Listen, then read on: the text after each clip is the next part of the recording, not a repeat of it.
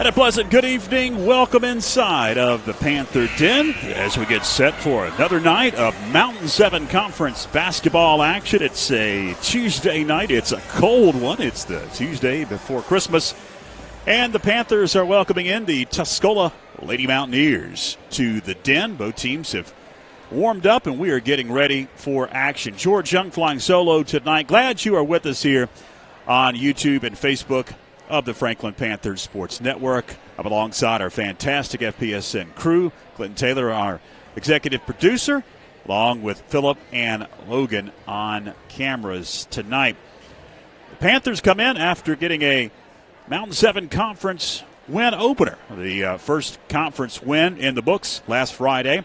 Tuscola yet to play a conference game, and we will see these two teams do battle tonight.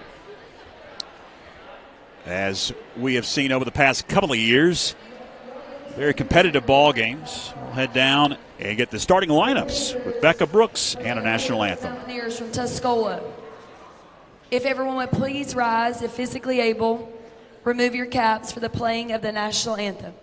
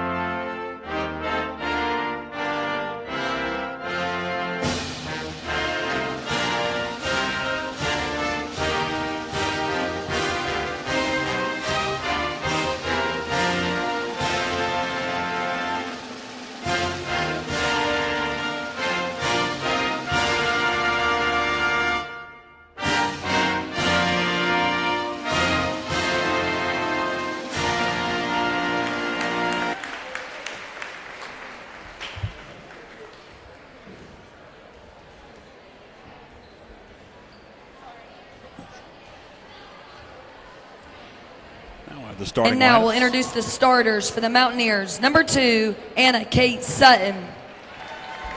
Number 3, Samara Bryson. Number 21, Nora Jenkins. Number 23, Carson Cherry. And number 25, Ella Sutton.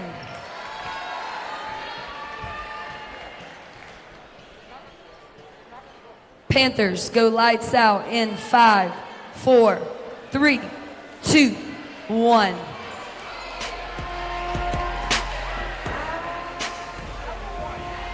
Panther fans, get on your feet.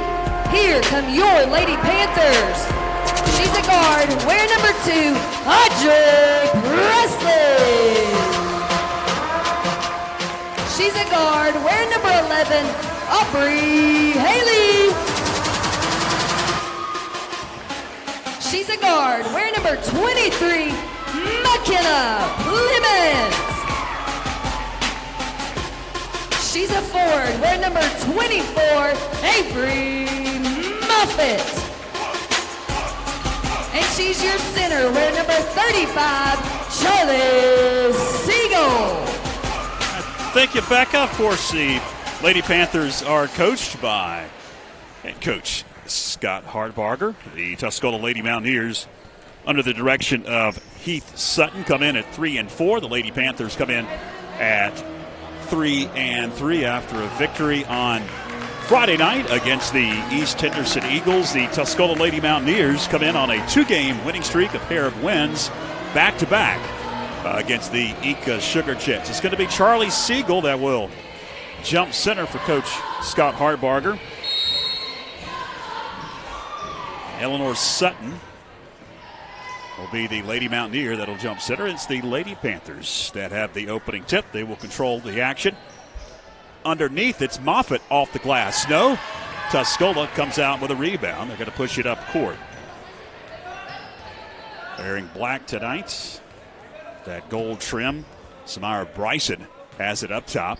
Dish it off briefly over to Sutton. Back it goes to Bryson. Now her pass going to be knocked away. Picked up by Audrey Presley. Give and go. Presley off the glass.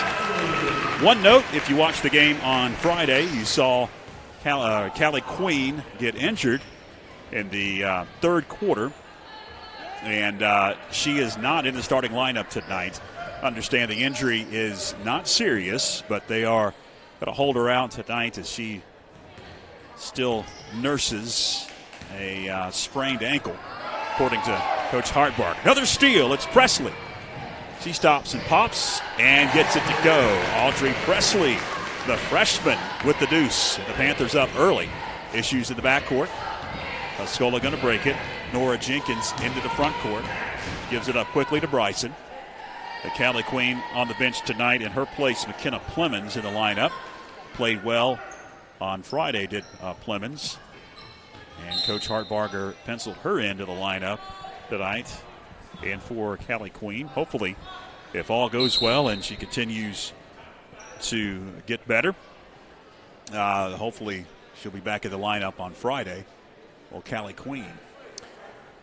The timeout is a Lady Mountaineer needs to tie her shoe. Hannah Kate Sutton gets her laces tight. And she has it briefly. It goes into the corner. Nora Jenkins got a dish. Cutting Sutton wouldn't fall. Eleanor Sutton shot blocked. Presley dishes into the corner. Three off the mark, no good by Aubrey Haley. And Tuscola comes down with the rebound as the Lady Panthers are up 4-0 early on. Approaching 6 minutes to go here in the first quarter. Underneath, shot would not fall in the paint. Panthers come down with a board. Presley up top, swings it over. It's Haley, three, no good. Rebound, Eleanor Sutton, and Eleanor will quickly give it up to Bryson. Runs the point for Coach Heath Sutton. Elbow it goes. Cherry dishes out. Back in underneath, we've got a whistle and a foul. As Sutton was bouncing a pass underneath, and that one's going to go against McKenna Plemons. That'll be her first and the team's first. Underneath, inbounds pass secured. Bucket would not go, though, for Carson Cherry. Panthers attack. Presley gets fouled as she goes to the hole baseline. And that'll mean that Audrey Presley will be at the line for a couple of shots. 5:24 early on. Just joined us. Panthers scored quickly in the opening minute to go up 4-0. But since then, neither team has been able to get on the scoreboard as that one bricks off the rim. One more for Presley at the charity stripe. And she gets that one to go. Press in the backcourt for Hartbarger. Lady Mountaineers will break it. Nora Jenkins dishes over to Bryson. Bryson will give it up to Sutton into the corner now to Nora Jenkins. She's going to dribble out with it. So we approach 5 minutes left. Jenkins finds Bryson. Conference opener for the Tuscola Lady Mountaineers. They haven't played a conference game. Everybody else in the conference played a game on Friday in the Mountain 7. Shot off the side of the backboard for Bryson. Rebound comes down to the Panthers. They attack. It's Haley dishing underneath. Moffitt couldn't get it to go. Rebound kicked around, picked up by Plemons. McKenna running shot. No. Got her own rebound. She's going to dribble out of there. Find Presley. Presley thought about it. Now underneath it goes Moffitt. She couldn't control it. In the air, picked up by Tuscola. Nora Jenkins stops and pops. Air ball. And it's saved into the hands of a Lady Panther. McKenna Plemons quickly gives it up to Presley. Back it goes Plemons. She thought about a three.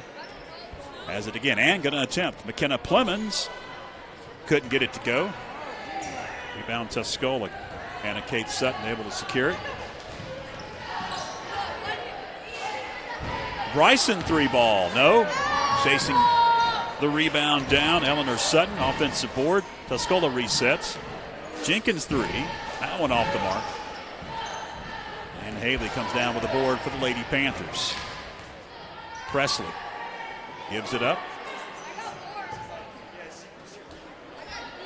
Audrey Presley will attempt from beyond the arc. That's an air ball and out of bounds to Tuscola. So early on, both teams are dreadful from beyond the arc, as we've seen a couple of air balls for both teams. Tuscola will now get it inbounds. They're into the court. Panthers pick up in the full court as Tuscola will break it.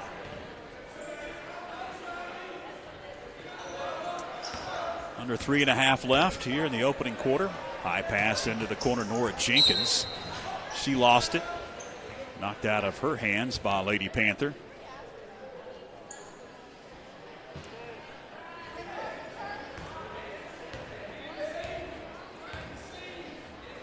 And a Kate Sutton with it, dishes. Underneath it goes Cherry. And we're heading the other way. That's an offensive foul on Carson Cherry. They'll say she lowered her shoulder. And Cherry will pick up her first foul. See if she did. Here's the replay. Yep. Got a lot of body. Second team foul on Tuscola. Audrey Presley got her shot blocked in the lane. Pass underneath. Knocked away. Picking it up. It's McKenna Plemons. Plemons dishes. Presley secures it. Underneath. Shot no. Offensive rebound and the stick back, Charlie Siegel. Siegel gives the Panthers a 7-0 advantage. Coming in at 3-3. Lady Panthers even their mark on Friday nights. That one would not go up the top of the backboard. Presley, long pass underneath. Baseline jumper, in and out, no good. Tuscola comes out with it. That was a tough one for Haley. It looked like that one was going down. Aubrey Haley couldn't get it to go. The Lady Mountaineers able to get on the scoreboard finally. Nora Jenkins will get the 3 ball to go. McKenna Plemons tries to answer. That one rims out. And hitting the deck for the traveling violation, Nora Jenkins, the junior, for Coach Heath Sutton and the Lady Mountaineers. 2:05 to go early on, first quarter. Wondering about the JV games. The Lady Panthers JV lost a heartbreaker. 3 in the corner, up and good for Aubrey Haley. Lost by a point, 50-49. Pass almost intercepted. Out of bounds, last touched by Peyton Beatty, who has checked in for Coach Hardbarger. Also, he's going to get off the bench. Avery Williamson for the first time. Will Hardbarger. The Lady Panthers shuffling in some subs. And the JV boys varsity for the Panthers able to get a blowout victory at a running clock in the second half. Rebound underneath for Avery Moffitt. Quickly. Down court, just inside the arc. No good for Aubrey Haley. Offensive rebound. Moffitt, no. Another offensive board.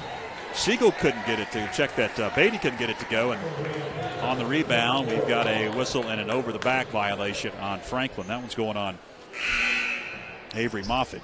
That'll be her first, team second.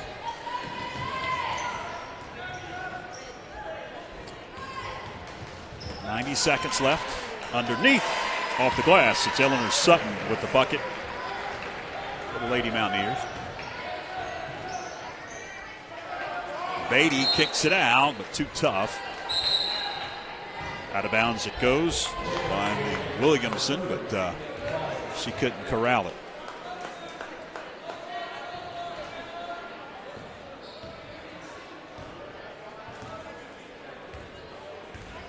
Sellers brings it up for Tuscola. Finds Sophie Wickajarama. Issues up top. Eventually back into the hands of Wickajarama in the paint. Wickajarama able to get the bucket to go to cut that Panther lead to just 3 now at 10-7. Three, no. Offensive rebound, Beatty. Her shot partially blocked. Another offensive rebound. And we got some foul shots coming up. Beatty will be at the line. Third on Tuscola. Nora Jenkins picks it up. That'll be her first. 43 seconds left. 2 shots for Peyton Beatty, the junior forward. Can't get the first to go.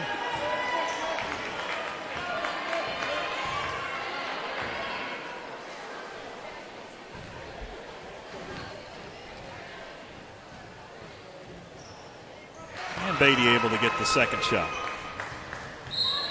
On the inbounds pass, we've got a reach-in foul on the Lady Panthers. It's going against Aubrey Haley. First on Haley and the third on the Panthers. 41 seconds left. Again, some press in the backcourt. Tuscola will break it with Nora Jenkins. Jenkins swings one over to Wickajarama. Into the paint it goes. Earwood. High off the glass.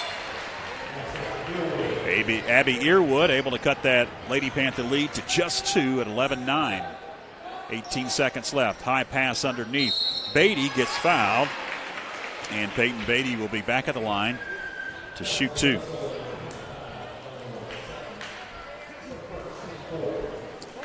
Fourth team foul on Tuscola, but it will reset here at about 15 seconds. Foul going against Eleanor Sutton. First shot up and good by Peyton Beatty. If you didn't watch our game Friday, we went through an extensive diatribe about the new rules this year, but in basic terms, each quarter after the 5th foul, 2 shots, no 1-and-1s, and they'll reset back to 0 after each quarter. Second shot, no. Tuscola comes down with a rebound. 12 seconds left. Wide open is Wickajarama, and she's going to get fouled in the paint. Or was she in the act's the question? That's just the 4th team foul on Franklin, so the question is answered no. She was not in the act. They'll just trigger underneath. Well, the Lady Mountaineers. And it goes. Sellers. Pass knocked away. Out of bounds, and it's going to go back to Tuscola's. Avery Williamson tried her best to save it out of bounds. 2 seconds left. Shot blocked. That'll do it. 1 quarter in the books. 12-9 Lady Panthers as we head to break. Stay with us.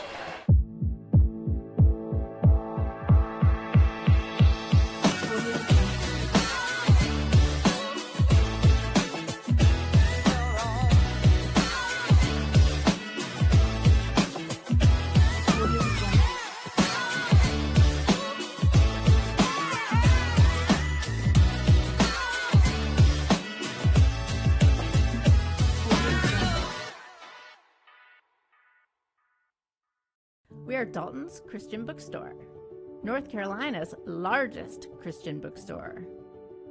We offer a wide range of gifts and apparel. Children will find a world of fun to explore in our interactive kids section.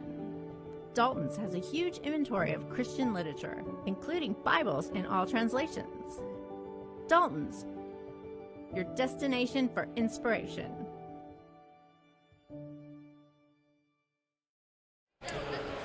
Welcome back.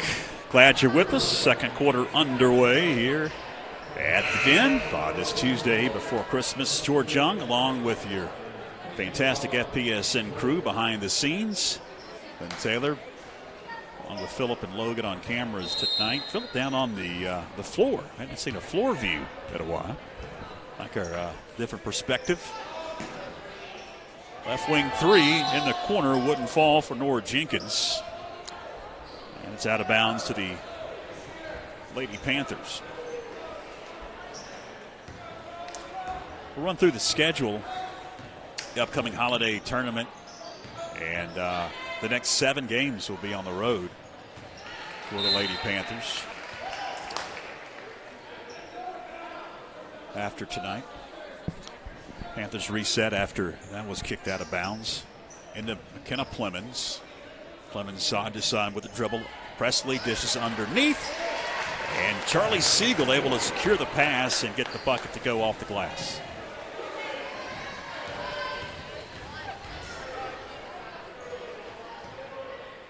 Sellers with it. Kick it into the corner. Issues. Earwood could not control it. And it's out of bounds to the Lady Panthers.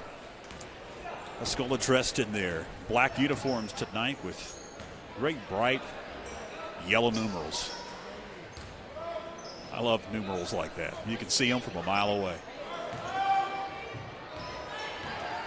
McKenna Clemens' pass knocked away into the hands of Jenkins. Underneath it goes, swatted away by Charlie Siegel.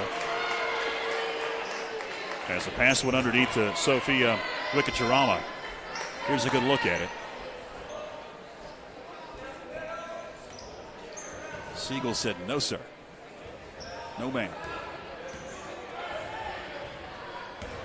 Sutton in the paint. Kicks it over. Sellers baseline. Jumper good.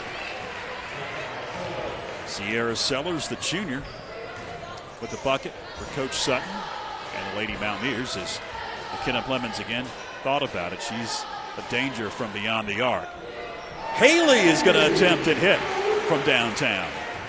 Aubrey Haley gives the Panthers a 6-point advantage now at 17-11. High pass, knocked away, and stolen by Haley. Off to Presley, who's going to back it out. Clemens' shot looked like it was partially blocked, but still able to get the bucket to go. 19-11. It's an 8-point advantage. Franklin's biggest lead so far tonight. Sellers, a deep three. It wouldn't fall. It's an air ball. Tuscola able to grab the offensive rebound and then lose it into the hands of Presley. Underneath it goes. Haley wouldn't fall. Knocked away from behind. Into the hands it goes. Wickatarama. Sophia pulls up. Got it to go just inside the arc.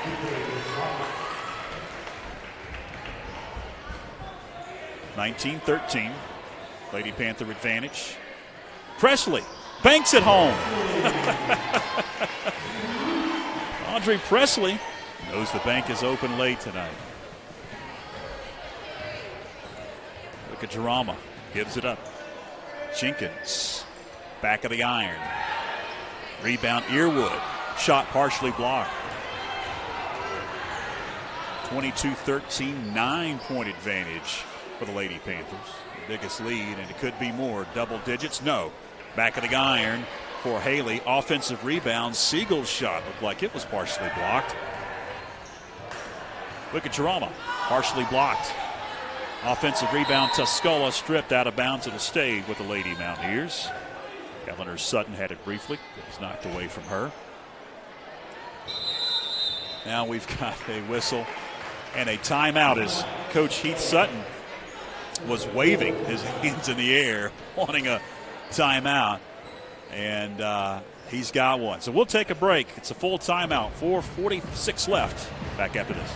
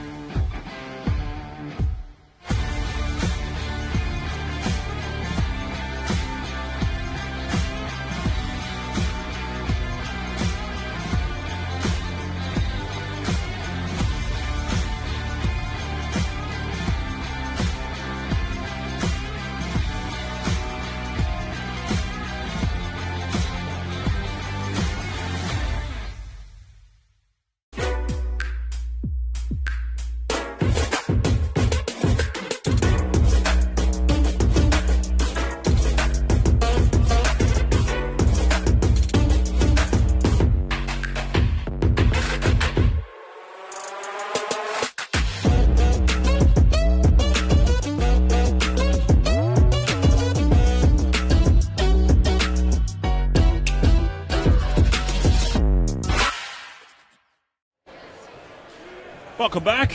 Out of the timeout, Coach Heath Sutton wanted to talk things over with his girls. Trailing by 9. Inbounds pass going to be stolen away by the freshman Presley, and then she gets stripped. Maddie Connard into the game for the first time, and she gets into the scoring column. Connard off the bench, the senior. High off the glass. Knocked away. It'll stay with the Panthers. 4:30 left first half. Second conference game for the Panthers. First for Tuscola. McKenna Plemons, 3 up and good. Leave her open and she's deadly. Panthers again with press at the backcourt. Tuscola going to break it. Leaving her way, it's Bryson. Partially blocked underneath. Presley down court. Dishes. Secured. Siegel. Aggressive to the hole. Under 4 minutes left. First half of action. Coming up at the half, we've got the Athlete of the Month for the month of December presentation. Want to stick around for that. Been promised it'll happen right as the half is over. Another turnover. Clemens kicks it over. Leaning into one. Presley couldn't get it to go. Siegel grabs the rebound in the trees, kicks it out. Jumper wouldn't fall for Audrey Presley. And Tuscola going to come down with it. Franklin up 27-15. Their biggest lead until then. Carson Cherry able to get the bucket just inside the arc. 3:07 left as the time starts to tick here in the first half. Waning seconds here of the first half. Presley's shot from beyond the arc, no, but an offensive rebound and a foul coming up. Aubrey Haley will be at the line. Foul whistled on Maddie Connard. That'll be her first, just the first team foul for either team here in this second quarter. Shot off the mark, no good.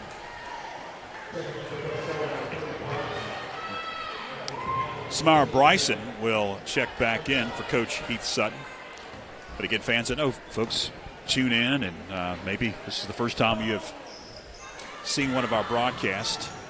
The fouls actually are on our scoreboard. If you look down there, hopefully you're watching on a big screen. Watching on the phone, it's going to be hard to see, but down below we'll see the live foul count. Some nights the possession's on there, and some nights they'll even put the bonus up there, but if they're not putting it up on the scoreboard, that doesn't show up on our scoreboard. Nice dish underneath. Off the glass for Aubrey Haley. Approaching 2.5 left. Connard in the paint. Lost control. It's Presley. We've got a whistle and a double dribble on Franklin. 29-17. It's a 12-point advantage for the Lady Panthers. Have led throughout if you just joined us. Anna Kate Sutton checks in for Coach Heath Sutton and his Lady Mountaineers. Samara Bryson with that F. Dishes a pass that's intercepted. Outlet was to Haley, but she wasn't looking for it. Not expecting that pass. As we approach 2 minutes left. Bryson into the corner. Underneath Cherry, back out. High dish, Bryson. Over to Sutton. She directs traffic. Now Bryson going to lift the pass into the paint. It goes, hitting the deck. It's Cherry, and she was fouled. But Carson Cherry will be at the line for a couple of shots here as that was whistled on the Lady Mountaineers. Maddie Connard, her second. First shot up and good for Carson Cherry, a senior. 4 seniors on the roster. Talking with Coach Scott Hartbarger before tonight's action, getting an update on second shot up and good. Getting an update on Callie Queen. He talked about kind of the strategy that Coach Heath Sutton had implemented with his program. And a dish underneath is going to be knocked away, but a lot of his strategy is get some playing time. A lot of girls on the JV level for Tuscola getting a lot of playing time that will be invaluable down the road. So you've got a very junior-laden varsity squad. Underneath, off the glass for Avery Moffitt.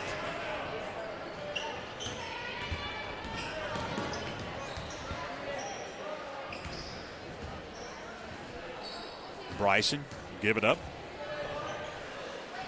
Corner 3 for Jenkins. Wouldn't go.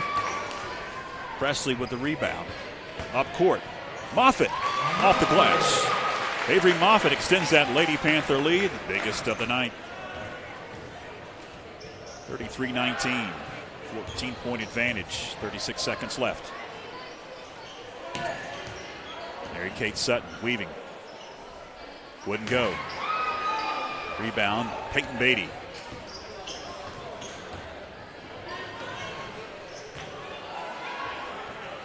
Moffitt, first shot, no, got her own rebound. Fights, gets another rebound. And we're heading the other way. They're going to whistle an offensive foul on Avery Moffitt. Looked like she drug her defender down. And it'll be Moffitt's second. In the final 15.6 seconds left, we're going to get some subs coming in as Caitlin Foster checks in for Hartbarger along with D. Hart. And Alyssa Ash into the ball game. 12 seconds left. Panthers by 14. Waning seconds. Sutton dishes. Bryson, 3 seconds. Down to 2, down to 1. At the buzzer. Are they going to count it? Yes. They will count it. 33-21 at the break.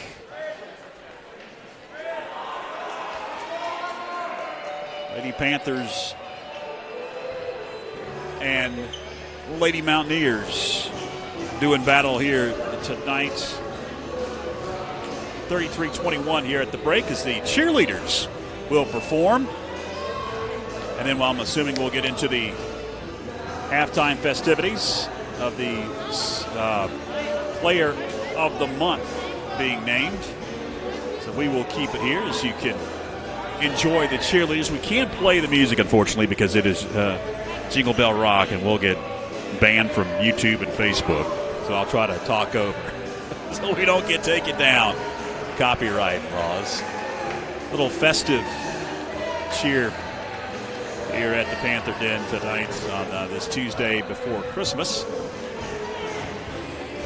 We'll have the Player of the Month presentation. We've got a great package that we put together. Clinton Taylor and the FPSN crew put together. At this time, we'd like to take a few moments to present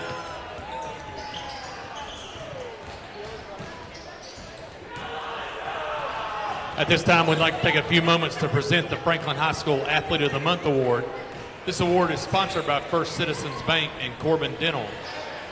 Corbin Dental is a locally owned dental practice providing comprehensive and advanced dental care in Franklin with deep local roots and a passion of service to the community. Corbin Dental takes pride in providing world-class care right here at home. Founded in Smithfield, North Carolina, and managed by the same family for 3 generations, First Citizens has been helping families and businesses make more of their finances for over 125 years.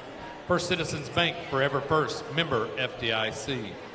The December 2023 Franklin High School Athlete of the Month Award goes to a member of the indoor track team, Mr. Elijah Cochran.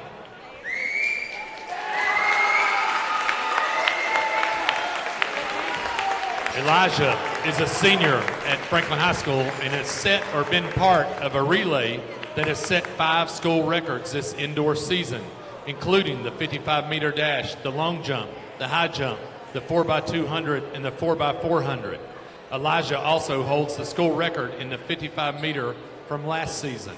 He currently sits top 5 in the 3A classification in the long jump, 55-meter, the 500-meter, and the high jump. Elijah is the top returner this year in the 300-meter dash. He is currently being recruited by some of the top Division I programs in the Southeast to pursue an athletic career as a decathlete. He currently holds a 4.0 GPA and will be attending college in the fall to further his academic career in civil engineering. Please join us in congratulating Elijah on being the December 2023 FHS Athlete of the Month. Congratulations to Elijah and to his family. And we put together a fantastic package spotlighting Elijah.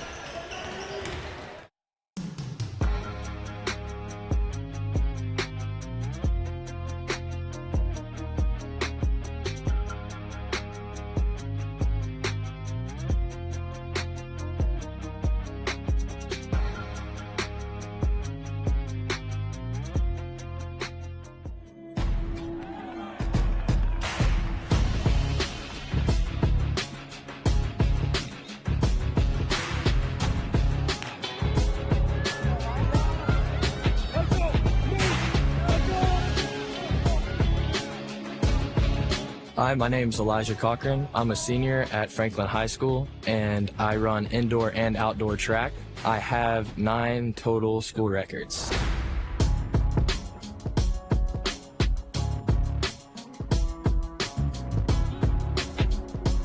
My personal goals for this indoor track season is to win the state MVP to score enough points to help my team win another state championship.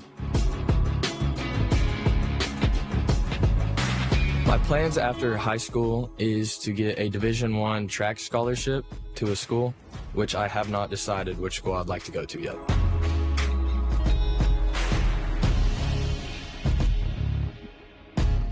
If I had to leave a word of advice for anyone that's thinking about starting track and field, it would just be to keep up the hard work and not give up.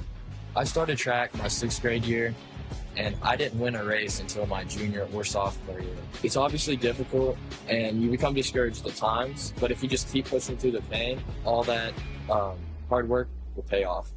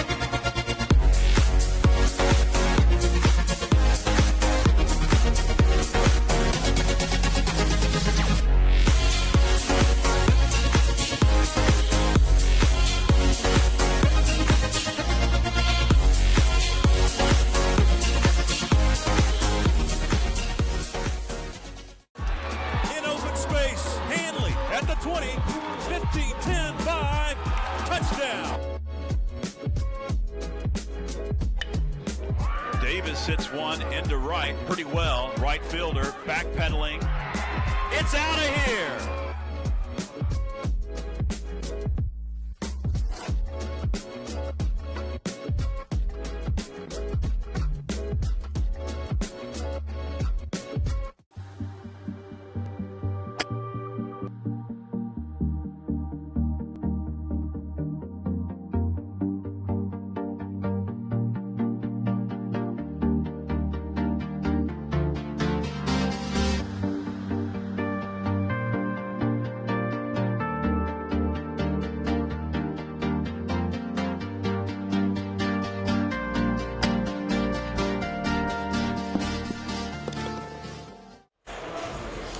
Welcome back, fans. We are here at the half as the boys varsity for Tuscola is out warming up. The girls varsity for Franklin is out warming up out of the locker room.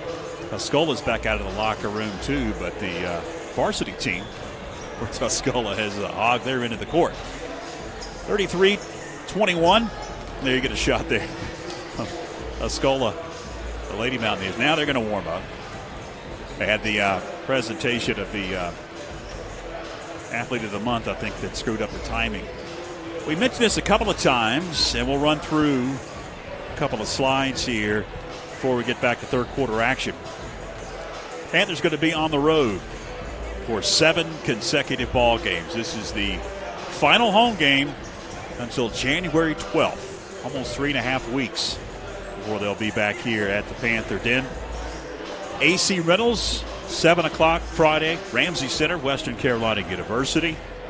They'll take on the Lady Rockets. And then after Christmas tournament, it's the Battle of the States tournament against Towns County on Thursday of next week, the 28th. And then if you win or you lose, that'll determine your opponents on the 29th and the 30th. Then you travel to Andrews, a team that beat Tuscola twice so far this season.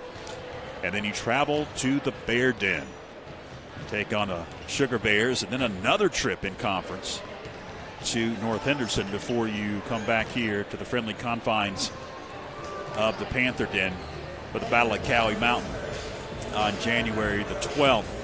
I mentioned that conference play began Friday for the Lady Panthers. Tonight is the conference opener for Tuscola. Here the record so far through the first ball game. West Henderson, Pisgah, Franklin all at 1-0. Pisgah at 4-2, and West Henderson undefeated. They are a monster in conference. 6-0, they're 1-0 so far. And then you see the bottom half.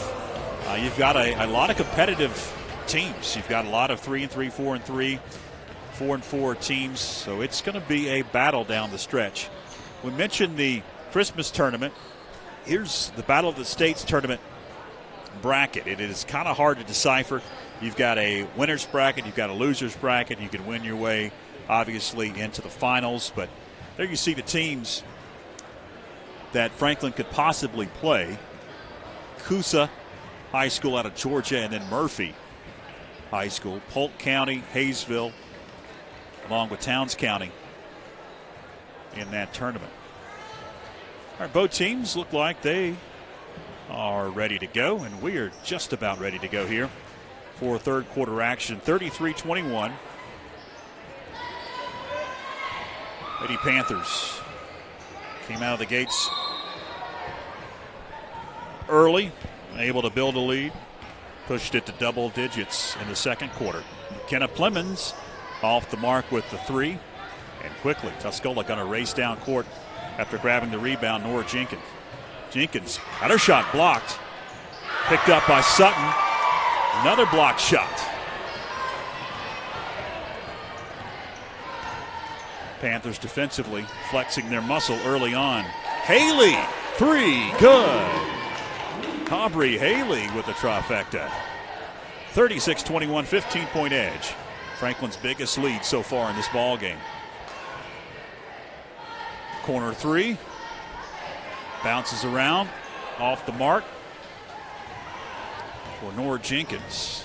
Siegel there to grab the rebound. Top of the key. It's another three that will not fall. Long board. McKenna Plemons in the corner. She gets double teamed, but to kick it out. Swing it over to Haley. Underneath it goes Moffitt. She couldn't get it to go. Rebound picked up by Bryson. Bryson lifts the pass. Sutton. She got it knocked away. It's picked up from behind Moffitt. Kicks it over down court. It's Haley three. Aubrey Haley back-to-back jacks from downtown. Almost a steal. Over and back, they're going to whistle on Tuscola. Looked like Anna Kate Sutton had 1 foot in the back court and 1 foot in the front court when she touched that ball. Now the discussion over at the Tuscola bench area with the official and head coach Heath Sutton is over. He's getting an explanation of that call, I believe. Clemens dishes Siegel underneath, gets position off the glass.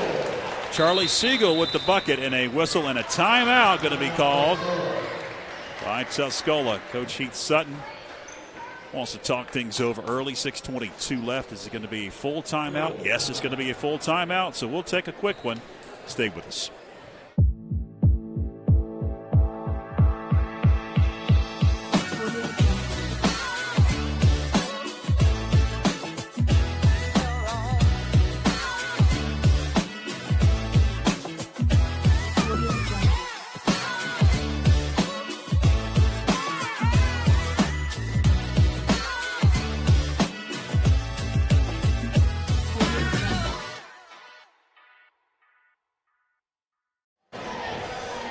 Welcome back, fans. Tuscola, Coach Heath Sutton had seen enough. Now trailing by 20. Panthers extended that lead out of the locker room, and he wants to stop the bleeding. So he called timeout. It was a full one. Coached up his Lady Mountaineers. Now they're set to inbound the basketball. Get attack offensively. 6:22 left here in the third. Again, fans, coming up a little bit after 8 o'clock, we'll have the boys' action. Tuscola and Franklin. We've got another over and back whistle, as Samara Bryson had not established herself in the front court before she touched that basketball. Presley swing it over to Haley. Back it goes now. Clemens. Haley with it.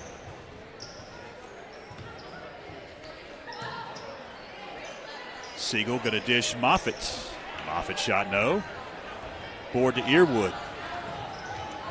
Earwood weaving her way in traffic.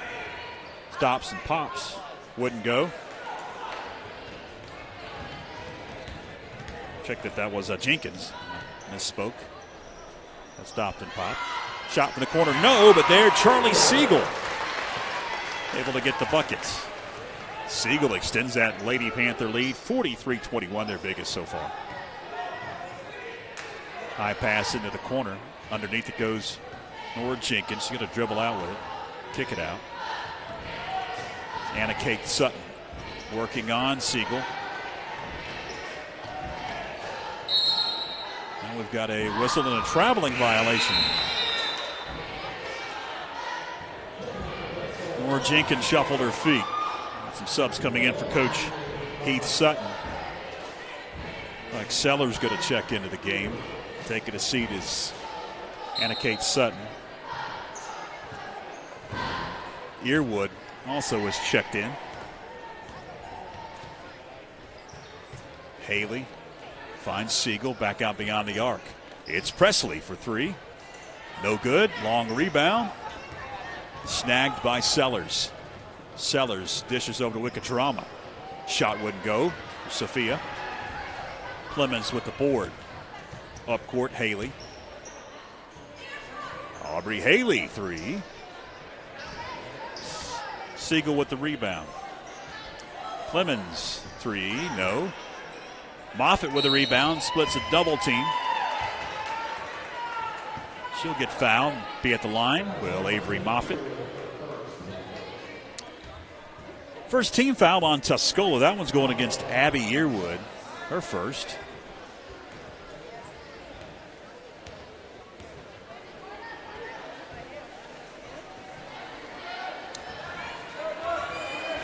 Moffitt couldn't get the first to go.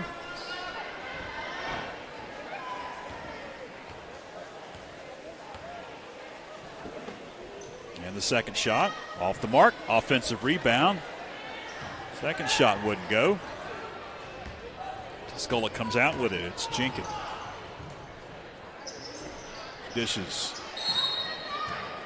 And on the rebound, going the other way.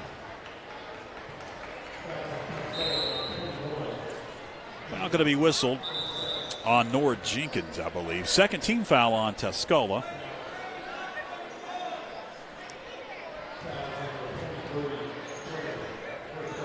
Check that. It's going against Carson Cherry. I said Jenkins is Cherry, 23. It'll be her third. Siegel dishes out. Presley now back underneath. It goes to Siegel, and she cuts to the hole. Couldn't get it to go. Board off to Jenkins. Wickatrama's shot is blocked. Out of bounds. Stays with Tuscola. 3:59 left third quarter. Avery Williamson going to check in for Coach Scott Harbarger and the Lady Panthers. McKenna Clemens takes a seat. High pass, Wickatrama going to dish into the cornerback. It goes. Wickatrama, and then quickly she gets it over. Shot in the paint, rolls off. Rebound by Aubrey Haley. Presley gets bumped as she attacks. And that'll send Audrey Presley to the line.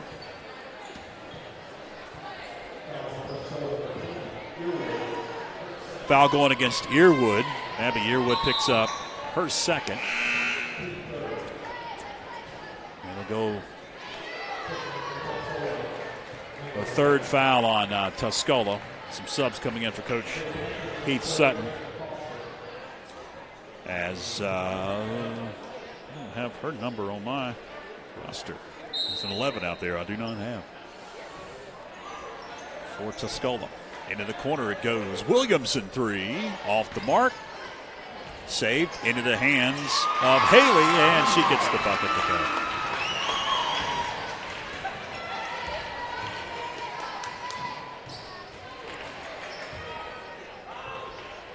Jenkins lifts a high pass, knocked away. Got to be picked up by Presley.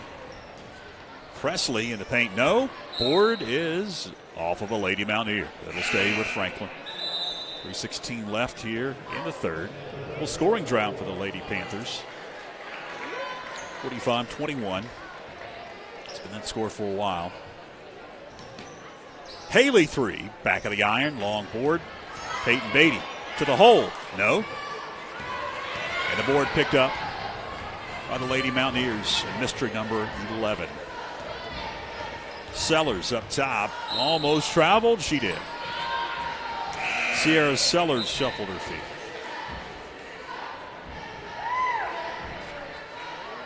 Cassidy Parker has checked in off the bench for Coach Hartbarger.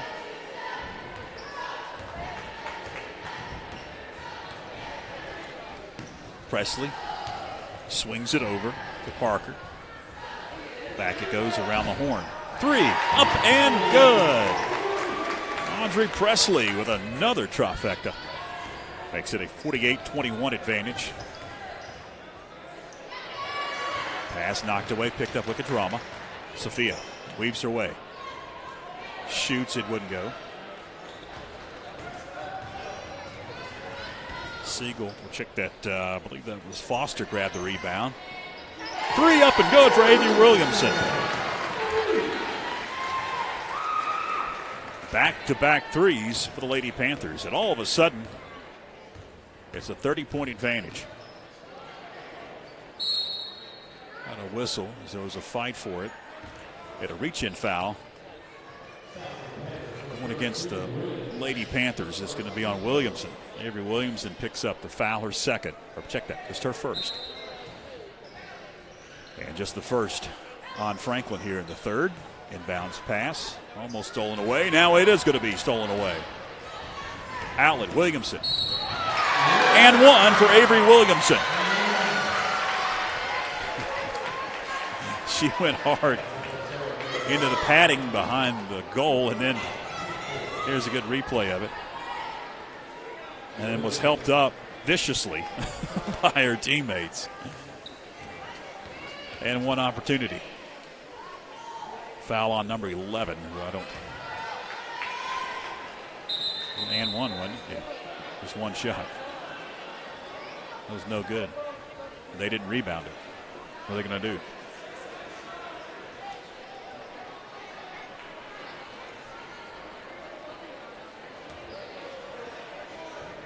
Well, they counted the bucket. It was 51-21. Now it's 53-21.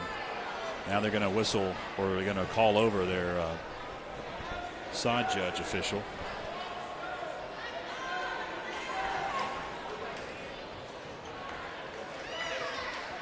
Just going to give it to Tuscola.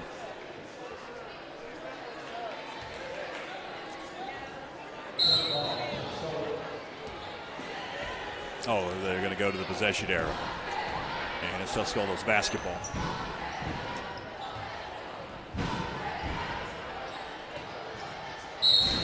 Underneath, we've got a whistle.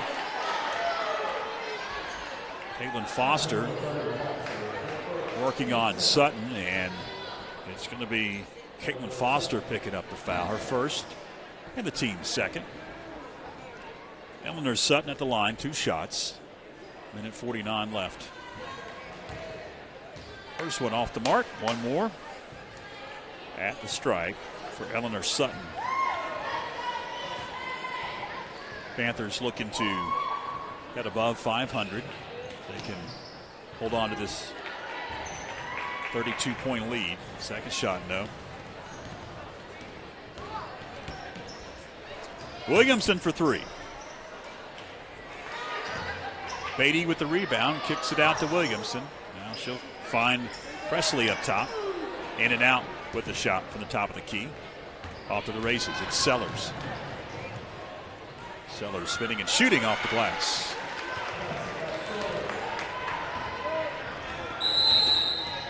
Now we've got a whistle and a timeout. It's going to be a 30-second timeout called by Coach Scott Harbarger. So he wants to talk things over. I mentioned this at the beginning of the half. We'll talk about the schedule once again. The minute 17 to go here in the third. 7 consecutive ball games on the road after tonight at Western Friday against AC Reynolds in the Clash of the Conferences. Catamount Clash, Cullowhee Clash, Clash of the Conferences on Friday. And then the Battle of the States tournament is next week. Get back to action here.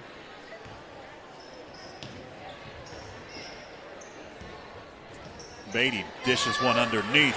Foster off the glass. Caitlin Foster into the scoring column. Makes it a 55-23 lead. 60 seconds left, third quarter. Up off the glass and good for Eleanor Sutton. Ash with it. Finds DeHart and swing it over to Parker. Just inside the arc, Cassidy Parker puts the Panthers back up 57-25. Back up by 32 and a steal. DeHart.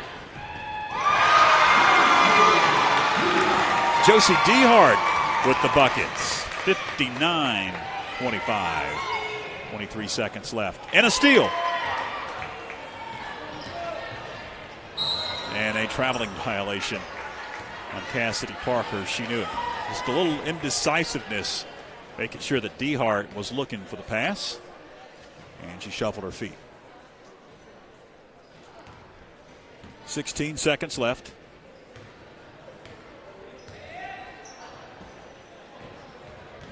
Look at Drama. Gets triple teamed underneath and gets bailed out with a whistle.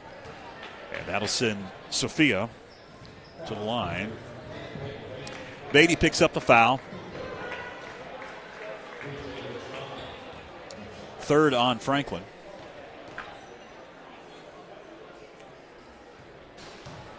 Well, they're going to whistle it on Haley, I guess. Not Beatty. Aubrey Haley. That'll be her second. One more at the charity stripe. Rebound, DeHart, 7 seconds. Parker races up court.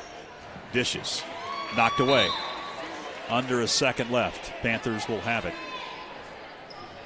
Opportunity to get it in quick and lift a shot. That's all you've got with 0.8 left. That'll do it. 59-25 after 3 quarters here in the girls' varsity. We'll take a break. Fourth quarter coming up right after this. Join Backlot Cinema and the Blue Ridge Bartram Trail Conservancy for Walking with Bartram, a section hike of the Bartram Trail through Georgia and North Carolina.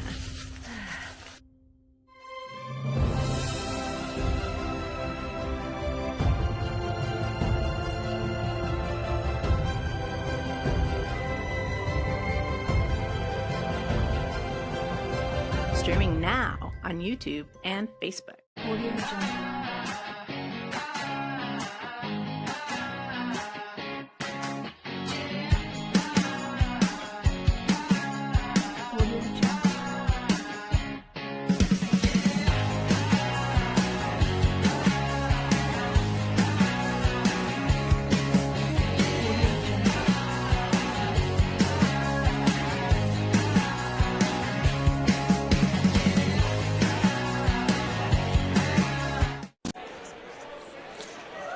Welcome back as we begin the fourth quarter here at the Panther Den. Panthers will have possession. Up 59-25. And Josie Dehart has it first. The junior guard swings it over. Parker lifts a three. It wouldn't go. Out of bounds, Tuscola basketball.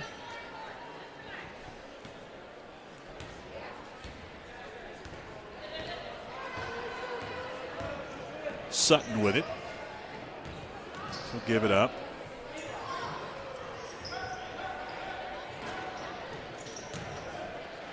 Look at Jarama. Couldn't get it to go. On the rebound, a traveling violation. After the rebound was secured by Cassidy Parker.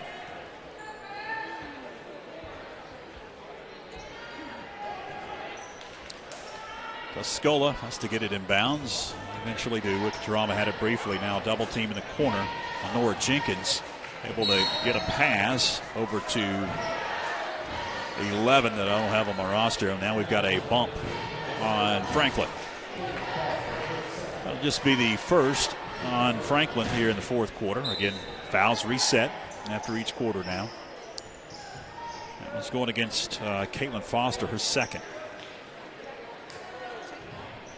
Corner three, Jenkins gets it to go. Nora Jenkins stops the bleeding briefly for Tuscola. Alyssa Ash, baseline, no. Rebound, jump ball, possession arrow is with Tuscola.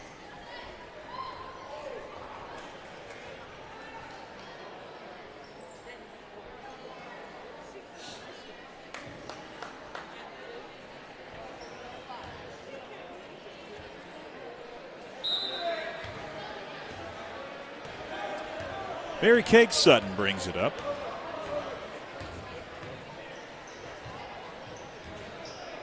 Look at Jarama. Wouldn't go. Offensive rebound, Tuscola. Ball on the floor, picked up. It's Alyssa Ash. She gets it knocked away from behind. Cassidy Parker able to save it. Finds Dehart over to Parker in the corner. That's Ash now as she tiptoes the baseline. As she goes up, shot was partially blocked. Got her own rebound. Now it is a jump ball possession arrow going to stay with Franklin. Dehart will trigger. Gets it in. Baseline. Parker wouldn't go. Look at Jarama off to the races now. Pulls up. Finds Jenkins. Jacks a three. Top of the backboard.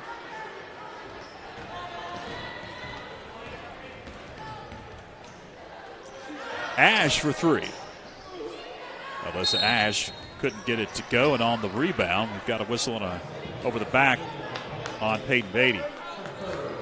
That'll be the third on Beatty, and the second whistled on Franklin this quarter.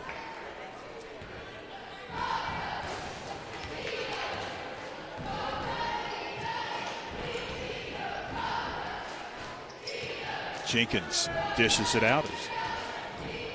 Paint. Rebound Franklin. Josie Dehart gets it across that timeline over to Ash. Now a dangerous pass. Dehart secures it. Underneath. Couldn't be secured by Caitlin Foster. And it's out of bounds to Tuscola. 59-28. Approaching 5.5 remaining in this Mountain 7 Conference basketball game.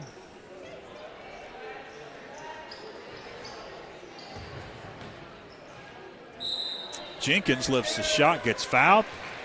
It wouldn't go, but she'll be at the line. Will Nora Jenkins for a couple of shots here. Glad you're with us as we've crossed the bottom of the 7 o'clock hour.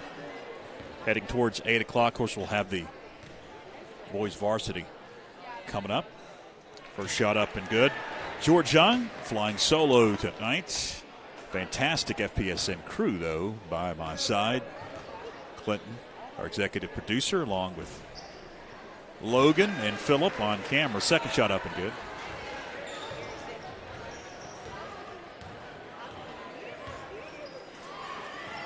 Dehart gets it across the timeline.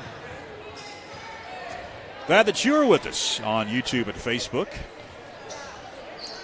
If you haven't already, go ahead and like our Facebook page and follow our Instagram account as well. Subscribe to our YouTube channel. Nice pass underneath. Beatty will head to the line.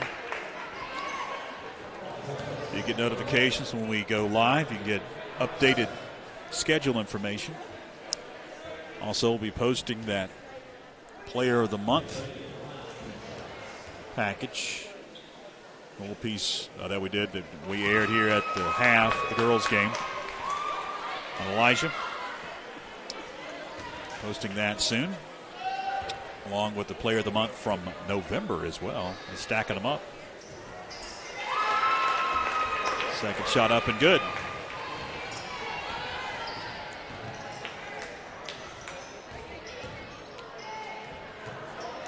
Look at Jarama, gets caught up, finds Jenkins.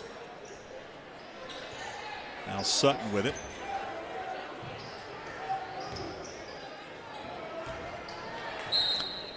Eleanor Sutton in the paint, count it, and one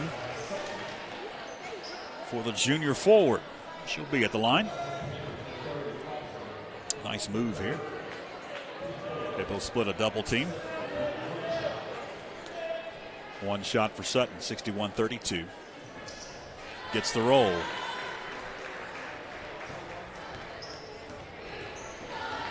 Josie Dehart brings it up, calls it out, and finds Ash into the front court. Now open baseline, Parker.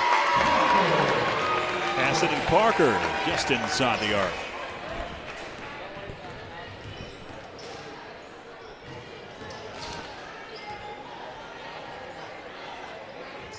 Pass knocked away, going to be stolen away. Parker gives it up. It's Ash. Alyssa Ash gets it blocked. Panthers reset underneath their own basket.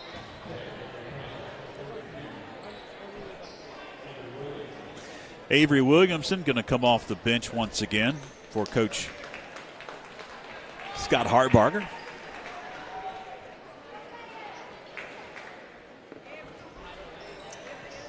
Dehart looks to trigger. Gets it in. It's Ash. Corner three. Up and good. Alyssa Ash into the scoring column with a trifecta. 66-33. Back to a 30-point advantage and a steal. Dehart feeds.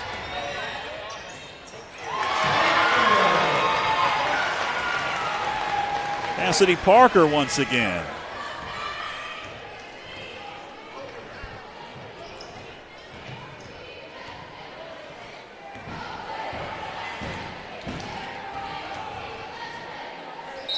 Look at Jarama. Count it and one for Sophia.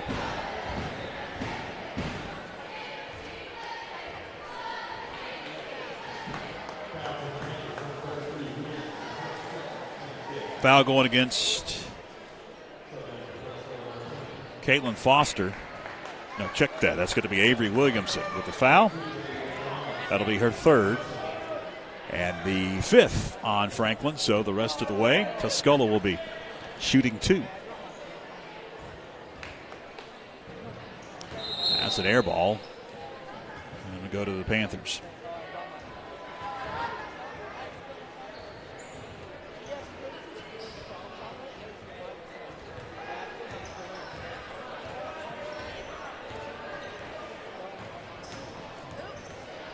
Dehart dribbling around, high pass, and it is saved into the hands of Tuscola, and then a steal. Alyssa Ash with the steal, dribbles, gets it back. Ash finds Dehart into the corner. Williamson spins one underneath. Caitlin Foster will be at the line for a couple of shots as she gets fouled in position. Second on Tuscola this quarter.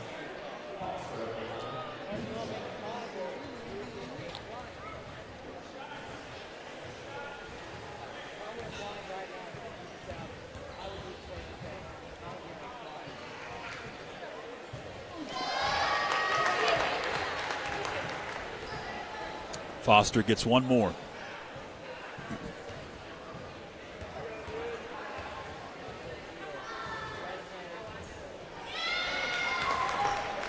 And Caitlin Foster gets both. at the charity stripe. 3 minutes left in this fourth quarter, 70-35. And a steal. Parker able to pick the pocket as she knocks it away, gives it to Josie Dehart. Over to Ash, back to Dehart, 2:40 left. Ash thought about it. Underneath.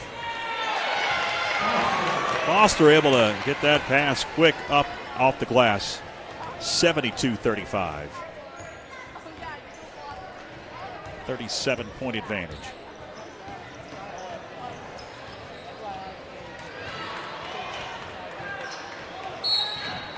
And we've got a blocking foul underneath the baseline on Franklin. 2 shots coming up for the Mountaineers. But the result is known. We just don't know the final at this point. 2 shots for Anna Kate Sutton.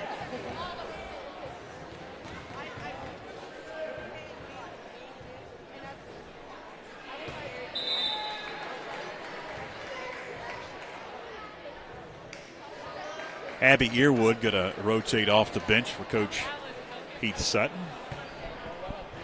And the Lady Mountaineers coming up at the conclusion of this ball game. Back of the iron. Offensive rebound. Tuscola going to reset. At the conclusion of this one, we'll wrap it up and we'll send you to our pregame interview with Coach Doug Clemens of the boys varsity. 2 more shots coming up at the charity stripe. Anna Kate Sutton for Tuscola. And he goes in depth about issues Friday night with the first loss of the season. Also previews the upcoming Christmas tournament. Second shot up and good. Game Friday against AC Reynolds at Western Carolina. Don't want to miss it. It's coming up at the conclusion of this one. We'll chat with head coach Doug Clemens of the boys varsity. Get you warmed up for the boys varsity. Ash shot no. On the rebound, we've got a jump ball, possession arrow with Tuscola.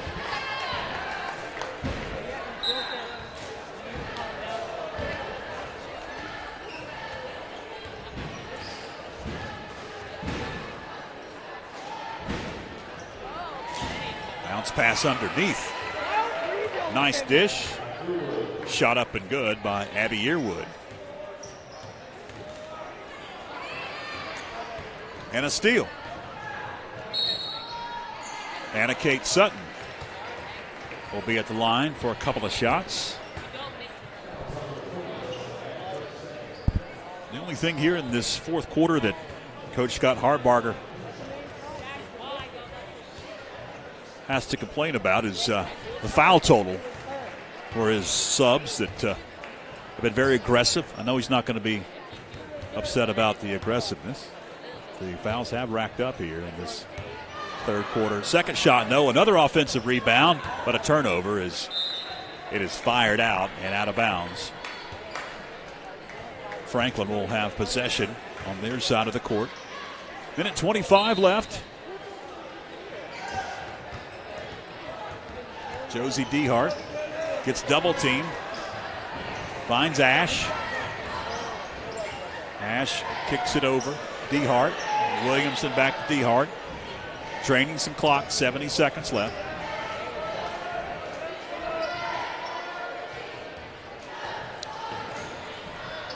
Now a minute left. Alyssa Ash inside the arc. She'll give it up. Down to 50 on that ticking clock. So the Lady Panthers are going to move to 4-3 here in the young season and 2-0 in the Mountain 7 Conference.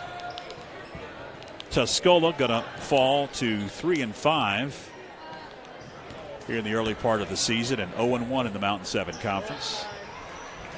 In the paint, shot up and good for Foster. She got the roll. 74-35, 20 seconds left. And the next conference game for the Lady Panthers won't be until beginning of January at the Bear Den against the Pisgah Sugar Bears. That should be a showdown. Always is. At the buzzer, off the mark, no good. That's going to do it. Final score here at the Panther Den tonight at the girls varsity, 74-39.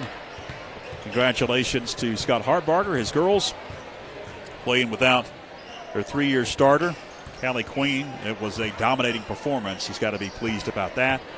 And taking a 2-game winning streak into the Clash of the Conferences, Catamount Clash, Cullowhee Clash on Friday night against AC Reynolds. That'll be a 7 o'clock tip or so at the Ramsey Center on the campus of Western Carolina University.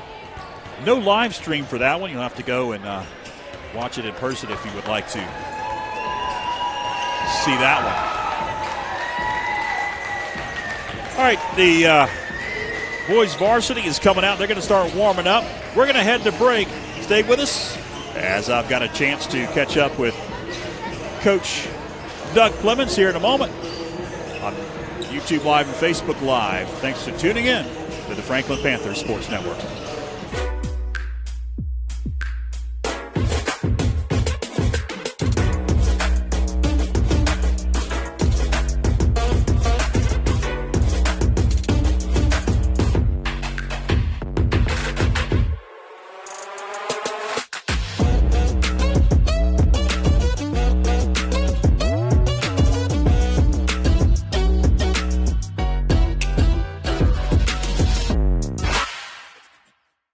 Hey folks, George Young joined by the head coach of the boys varsity. It's Doug Clemens. And Coach, tough night for you on Friday night. You came in 5-0, first conference game of the season. You knew it was going to be a tough one. Credit you guys, came out of the locker room there in the third quarter and went on a 13-0 run and tied it up. What did you say to the guys at the break to get back into that one? Well, mainly we just talked about, the fact that we were it's like we were in a hurry, and we were not being patient on offense. The ball was not moving very much. We weren't, we're driving, but we were driving to create shots for ourselves, and lots of times that doesn't work for us when we drive to try to draw another person's player off of them and then make another pass, creating open shots. Then that seems to work best for us as far as our shooters, and we just weren't doing that. I credit East Henderson. Their defense was very good that night, on the ball pressure as well as off the ball help side, and so we had a hard time getting into the lane the other night, and then offensively, they were clicking on all cylinders. They had several players. Seemed like it was, we would get one of them shut down, and then somebody else would catch fire. So. Again, we knew it was going to be a tough game. I wish we had played better in a big game atmosphere, but it's if you haven't been in those situations, it's hard to. You don't really have anything to draw from, and up to this point, we hadn't been in those type games. And even if we had been, that experience for, say, a kid that was coming to varsity off of a JV team, or in Williams' case, a kid coming to varsity off a middle school team. Really, Max is the only one that had those type game experiences to draw from, and not to make excuses, but that's just the way it is. East Henderson, we talked about it last week, caught fire at the end of the season last year and won the conference tournament and really was playing well when the season ended. And it seems that they've just carried that over. Well, tonight, Coach, you jump back into conference play. First conference game for Tuscola. It's the second conference game for you guys. Tuscola was struggling coming into this one, 0-7, but just like we said on Friday on the broadcast and when we talked to you, it's a new season. The conference season for them is here, and obviously they can right some wrongs. What have you seen out of Tuscola, and what do you expect out of tonight's game? Well, the thing I've seen is that they play extremely hard. So the coach obviously has has got them playing with great effort. Skill-wise, they seem to struggle at times on offense, but at the same time, if you're getting the effort from your kids, lots of times that's going to carry you a little farther than you would think. New coach, first year with this coach, and so that's always a learning experience. The thing I'm trying to express to our guys is we've put back-to-back seasons together where we've been either at the top or near the top of the conference for a long time, and these other teams, they don't forget that. And so we're going to get the other team's best effort every single night. Doesn't matter what their record is. It really doesn't matter. They remember, how that we've, been able to beat them the last couple of years, and at times it's been a lopsided victory. And so they feel like this is their chance to kind of, get back at what's been going on. So I hope that my guys are hearing me, and that they know that we can't just show up and go through the motions against anybody, and especially if they're going to give us their best effort, we've got to match that. You guys are going to be in action. You go 7 in a row on the road after tonight's contest with Tuscola, beginning on Friday night, not too far, at Western Carolina University, in the, I believe it's called the Catamount Clash. Clash of the Conferences. Clash of the Conferences. A lot of C's in there. Yeah. And you take on AC Reynolds. Talk about that game, and then we'll talk about the Christmas tournament, after Christmas tournament in Towns County. Exciting game coming up Friday. We will play, our game will begin at 8:30. Will be the last game of the night, playing AC Reynolds, a big school out of Asheville. AC's record does not indicate what top team they are. They played an extremely tough schedule, some of the better teams in the state, certainly in the western part of the state. So, we're not reading too much into that one-loss record, but we saw them this summer in camp. We know that they're a complete basketball team. They've got some size, and so we'll definitely have to be ready. It's an exciting game. We get to go to Western and play in the Ramsey Center, and so the boys, I think, and the community is excited to kind of get that experience of doing something like that. Excuse me. As far as the Christmas tournament goes, it's after Christmas. This year it's at Towns County High School in Hiawassee, Georgia. Same tournament we played in last year, different opponents. The first night we play, I think we'll be playing Union County. And if I remember correctly, that's an afternoon game. So we're looking forward to that. It was a good tournament for us last year. We dropped the first game last year and then won the next two. And so we're going to try to be a little more prepared to play that first game coming out of the Christmas break. Hopefully we won't be sleepwalking like we were last year. And but Union's got a very good team. I've got film on them, and they've got a couple of guards that can really play. So we'll have to really be ready to play against them. And then you'll play 2 more games in that tournament, depending on if you win or if you lose. Yeah, and the times will shift. If you lose, then you play earlier in the morning. If you win, you get to play later in the afternoon. So for our guys, that's motivation. That means they get to sleep a little longer. I like it, Coach. By the way, that's an evening affair on Friday, 7 o'clock, the girls, Lady Panthers against the Lady Rockets, and then the boys follow about 8:30 or so at the Ramsey Center. Well, Coach, Merry Christmas, Happy New Year. We won't talk to you until about 3 weeks from tonight on January 12th. Okay, Merry Christmas, everyone. Doug Clemens, head varsity boys coach. Stay with us, fans. More to come.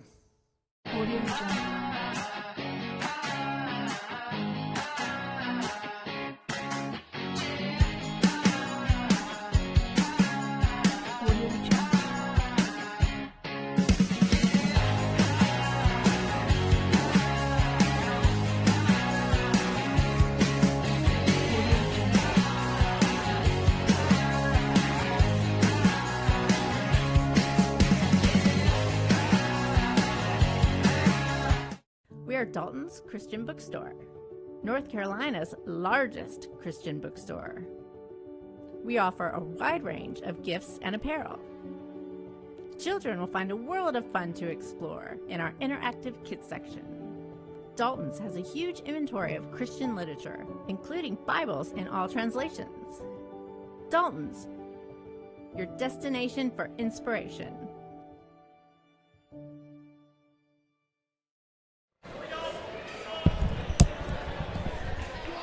Welcome back, fans. We join our public address announcer. Peyton Olis. Are the starting lineup. Number 5, Gavin Chenard. Number 10, Hudson Blackburn. And number 14, Jeremy Horton.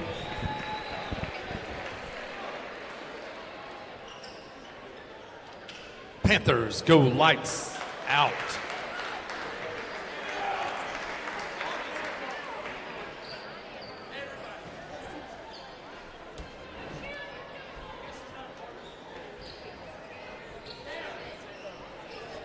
In 5, 4, 3, 2, 1.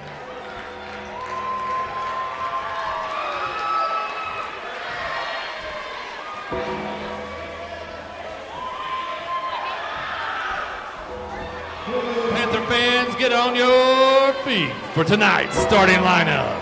Number 2, Braylon Desarn.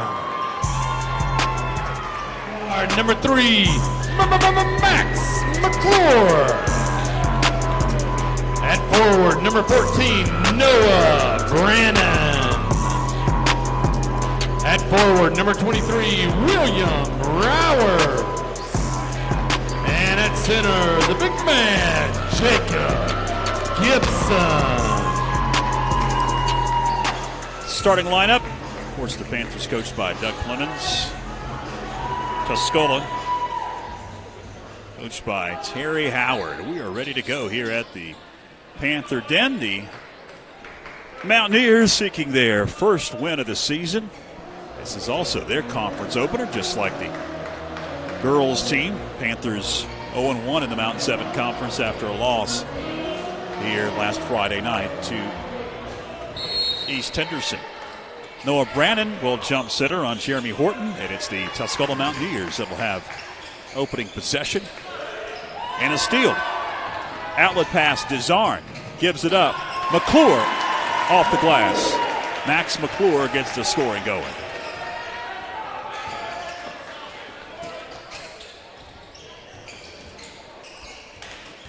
Pass underneath, going to be stolen away. It's Brandon, outlet, Desarn can't get it to go. Rebound, Peyton Ollis. Ollis going to give it up. Into the front court it goes to Blackburn. Up high, Ollis now into the paint. Another pass knocked away. It's Desarn. Turnovers early on for Tuscola. Not even 60 seconds in. But the Panthers have a couple of fast break points. Open three, it's Ollis off the mark. Rowers there for the rebound. Outlet pass knocked around and picked up by Tuscola. He's trying to hit Braylon Desarn down court. Open Blackburn. And we've got a whistle underneath. Hudson Blackburn, they're going to count the bucket.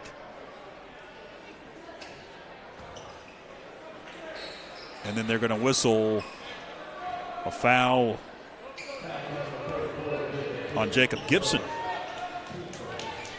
Okay. We're the first on Gibson. Look at the replay here. Okay. All right.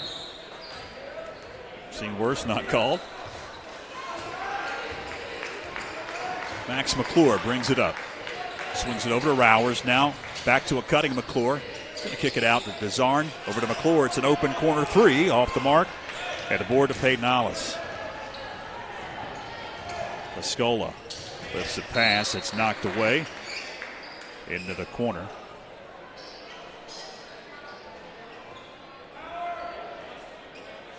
They'll reset. Ash Cathy gets it in bounds. Free throw line jumper, no good for Cheward. Blackburn has it. Cross court pass into the corner. Three up and good for Ash Cathy. Just a foot on the line, according to the official.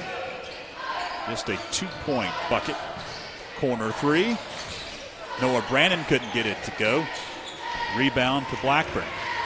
Tuscola marches. Alice short with the jump shot. Rebound is off of who? It looks like it was last touched by Blackburn, who was trying to save it out of bounds. Panthers 5-1 coming into this one. First loss of the season coming up last Friday against East Henderson. DeZarn swings it over. Underneath it goes Brandon. He gets triple teamed back out beyond the arc. DeZarn open for a moment, finds Rowers. Rowers now in underneath to McClure, and McClure lost it. It was last touched by a Mountaineer. DeZarn to trigger. And it goes Brandon up top. It's Rowers three. Won't go. Tuscola will grab the board, and Peyton Alice. He kicks it up to Gavin Schounard, and his shot no. Offensive rebound, second shot no for Tuscola. And William Rowers brings it up.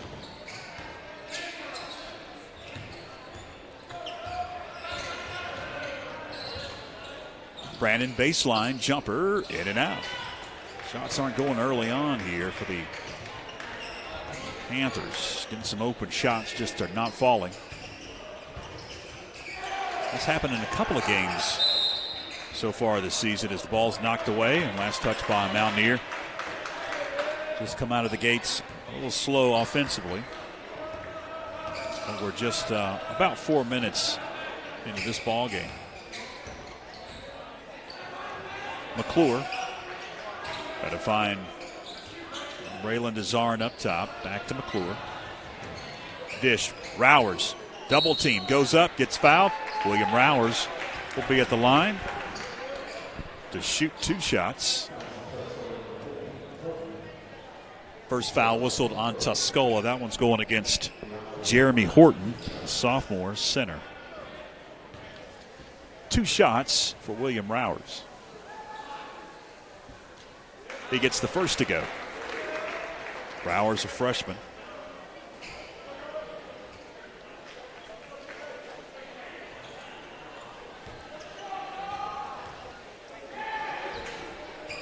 One more at the charity stripe for William Rowers, and he gets it to go.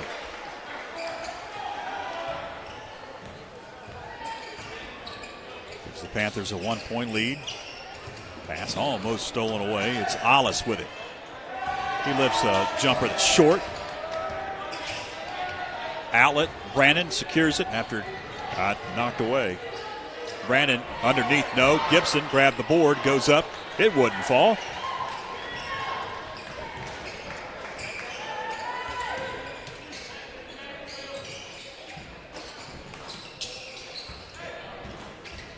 Schounard with it. Finds Cathy. Cathy holds it high over to Schounard into the corner. It's Alice. High pass. Cathy, alley-oop, couldn't get the layup. Another offensive rebound for Tuscola. That shot, no. Jeremy Horton lifts another shot, grabs another rebound briefly, and now a quick jump ball. Possession arrow is to Franklin.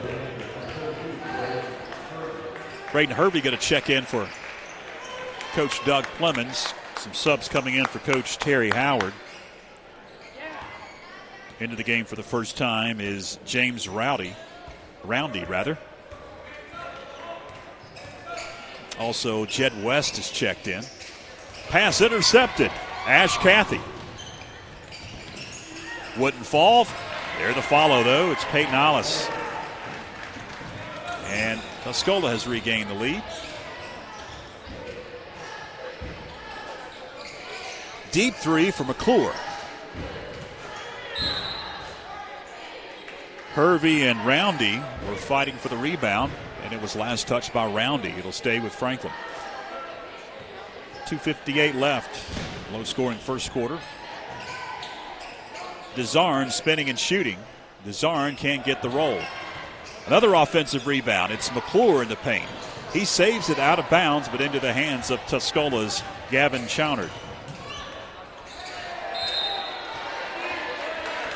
It's a turnover.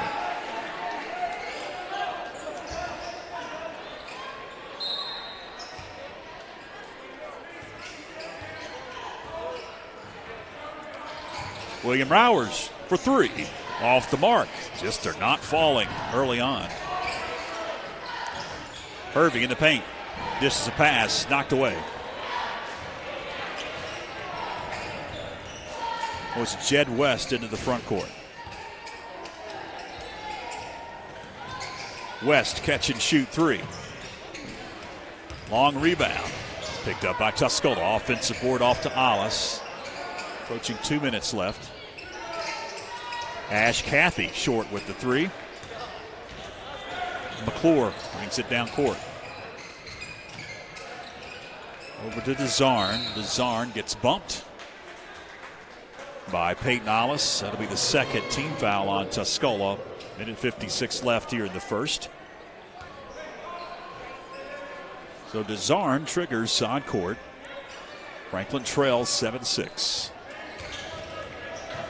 DeZarn a deep 3. That one wouldn't go. They're not falling from beyond the arc. Outlet pass could not be saved, out of bounds.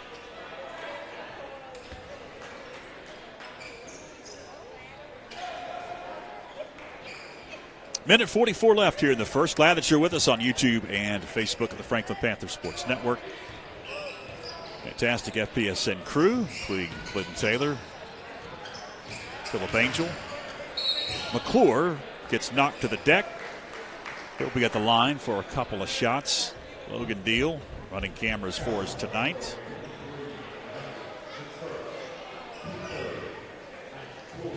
So Max McClure will be at the line for a couple of shots.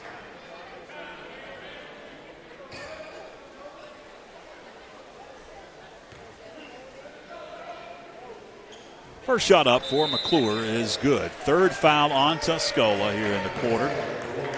That one's going against James Roundy. That's his first. One more at the stripe. Braylon DeZarn takes a seat.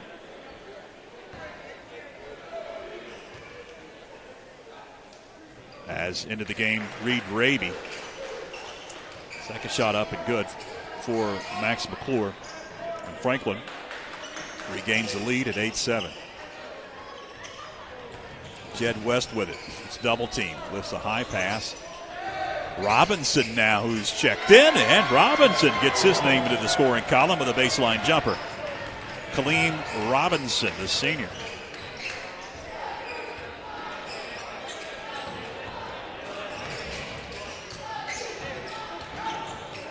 .60 seconds left, first quarter. Rowers dishes. Reed Raby 3. No good. And the board off the Roundy. Tuscola with it. 47 seconds remain here. A ticking clock. Jed West gives it up. Over to Alice. Into the corner goes Robinson. Robinson stripped. Outlet pass knocked away. And eventually out of bounds. Last touched by, they're going to say, Franklin. Tuscola will have it. Fans didn't think so. 34 seconds. Let's see if Tuscola elects to drain some clock. Peyton Alice, high pass over to Chowder. Now West with it. Going to find Robinson. Left at the elbow. Board to Max McClure with 15 seconds into the front court. We'll see what the Panthers can do with it. High pass. McClure lost control of it. Out of bounds to Tuscola.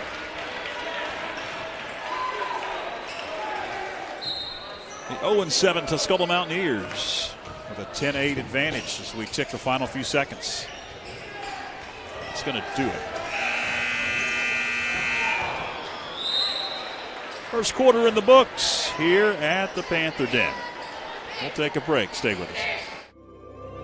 Join Backlot Cinema and the Blue Ridge Bartram Trail Conservancy for Walking with Bartram, a section hike of the Bartram Trail through Georgia and North Carolina.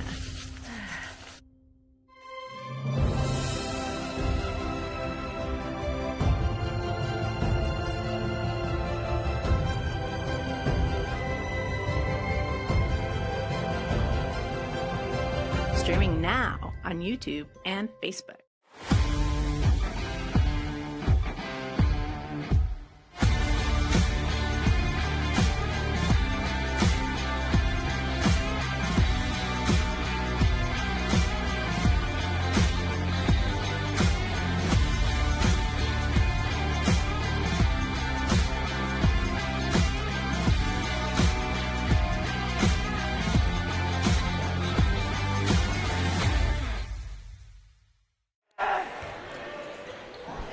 Minutes up on the scoreboard. Second quarter just about set to begin. Tuscola with the basketball up 10-8. Panthers dreadful from the floor in the first quarter. Jed West to the corner. Issues. Out of bounds it goes with the pass. But right towards our camera location down in the corner.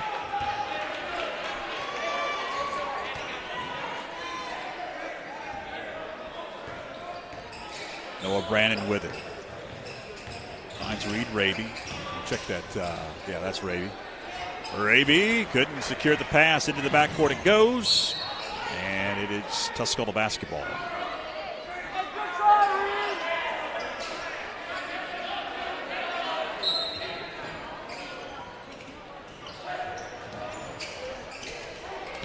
Three ball wouldn't fall. West with a board.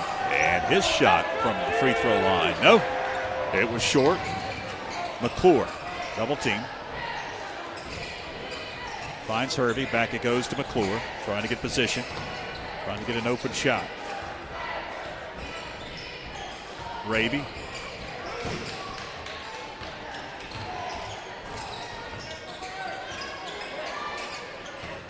Noah Brannon lost control.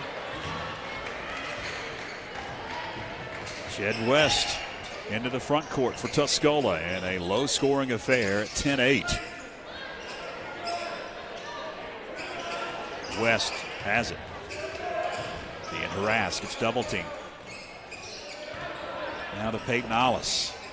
Ollis also harassed. Jed West deep, kicks it out. Robinson three, off the mark, and it's going to go to the Panthers out of bounds.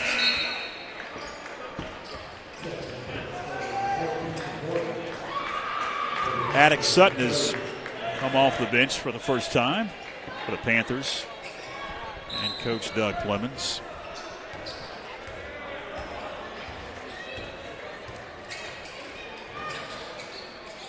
Raby in the corner. They'll swing it now. Max McClure back to Reed Raby.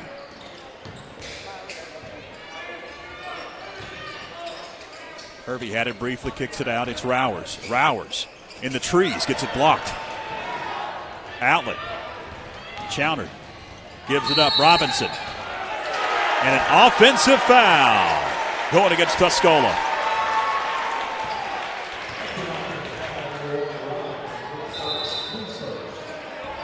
Really good shot of this one. Sutton, did he stand his ground? Looks like he did. At least from that angle.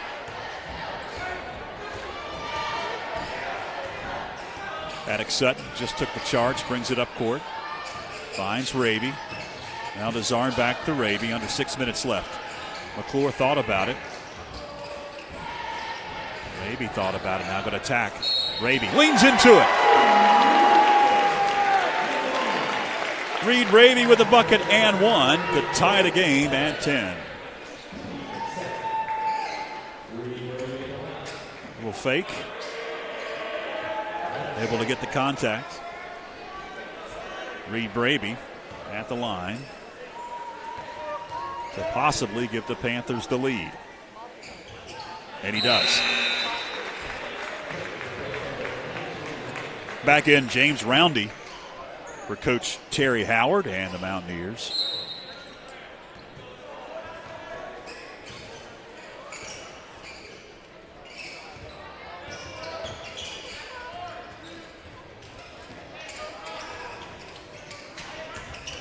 Hollis finds Roundy, and then Roundy gets his pocket pick by Attic Sutton. Up court, Desarn finds McClure, who travels with it.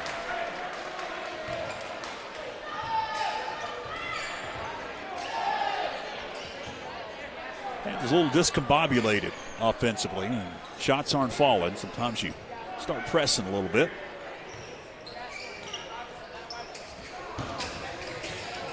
Jed West stops, pops, hits. Jed West gives Tuscola a 12-11 lead. Approaching 5 minutes to go. McClure double teamed in the corner. Now to Sutton. Sutton finds Hervey. Hervey kicks it out. McClure's open three. That one wouldn't go. Jed West with the board. Those are the shots that McClure usually hits. In the corner, it's Robinson for three. Back of the iron, Roundy with a rebound. Kicks it out. It's Alice. Alice's shot. No. Another offensive rebound. That one wouldn't go. Another offensive board. And then the Panthers able to strip it away. Off it goes. Braylon Desarn going to back it out. Now Reed Raby to Hervey on that elbow. Hervey back out beyond the arc. Reed Raby now attacks. Back to Sutton. Dribble penetration. Trying to loosen that defense. Reed Raby shot from beyond the arc. No. And Tuscola able to grab the board and Peyton Alice.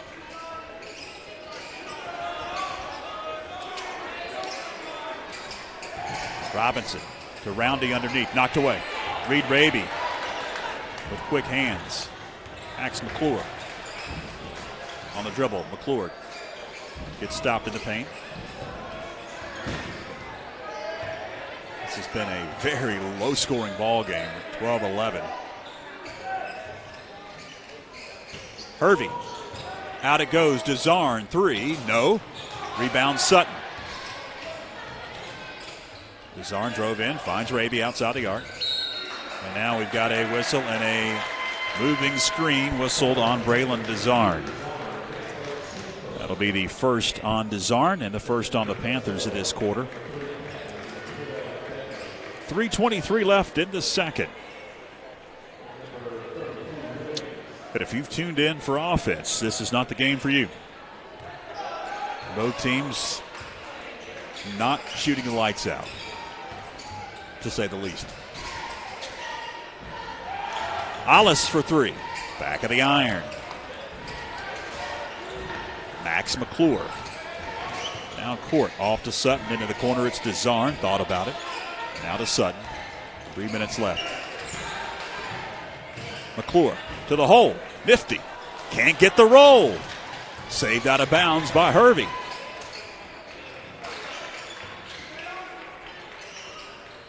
Desarn thought about a deep three. Now it's Reed Raby. Underneath, McClure catches, shoots, again, can't get the roll. Hervey with the rebound. Off to Sutton. No, another offensive board. McClure finally able to get that bucket to go. There's a cap on that goal, it looks like. Just cannot get the rolls to go on that side. Alice swings it over Jed West, tiptoes, kicks it over to Ash. Ash lost it. Picked up by Alice, and Alice is fouled. Stop the clock, 2:08 left, second quarter. Jacob Gibson going to check in for Hervey.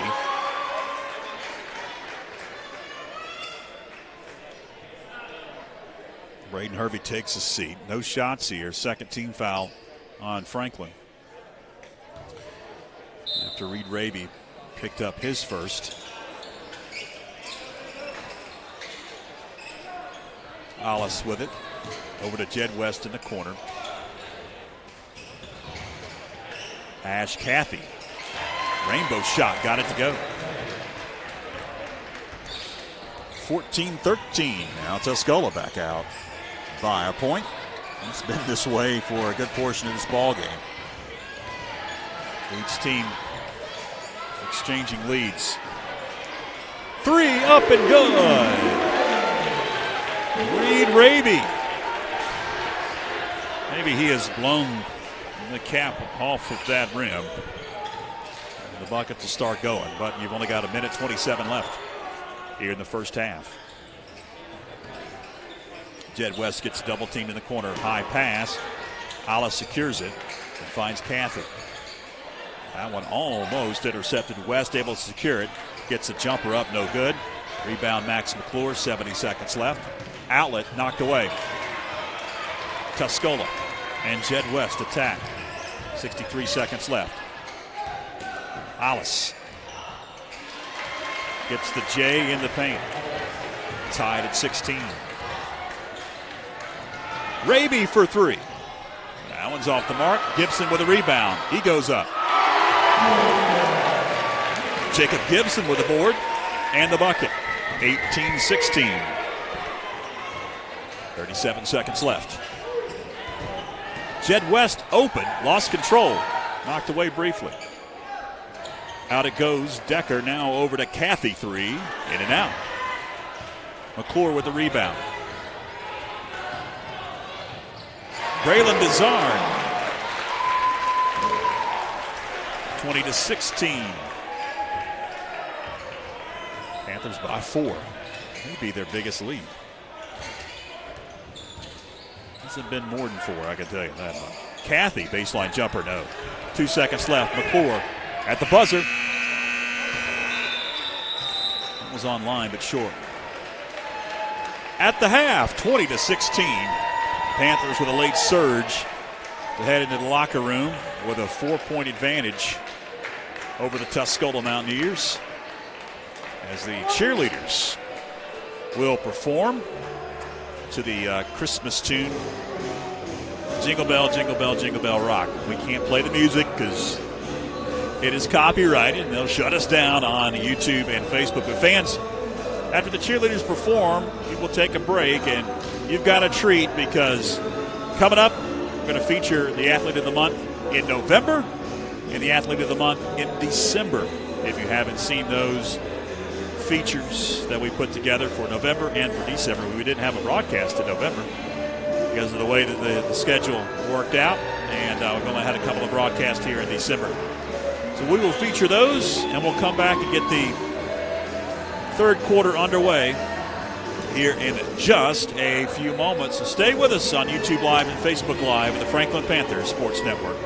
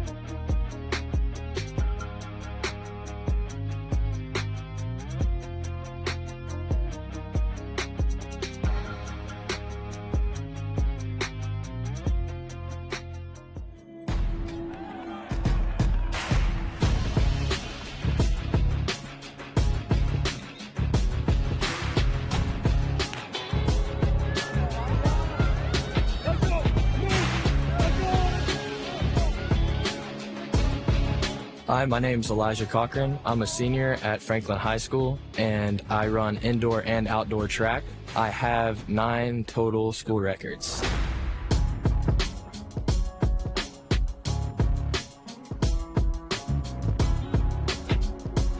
My personal goals for this indoor track season is to win the state MVP, to score enough points to help my team win another state championship. My plans after high school is to get a Division I track scholarship to a school, which I have not decided which school I'd like to go to yet.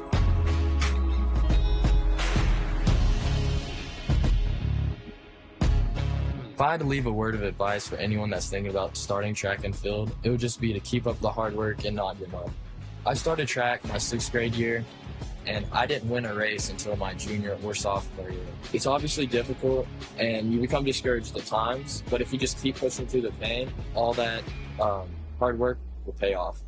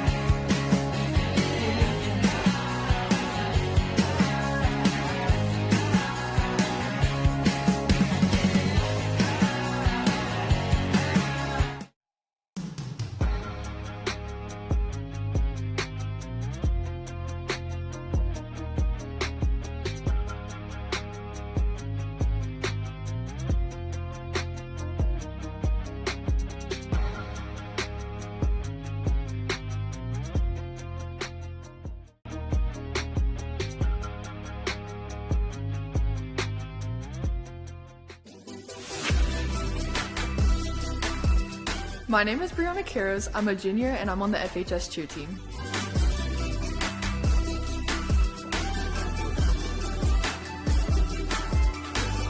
My personal goals for this season is to better my skills as an individual and to help my team win state again.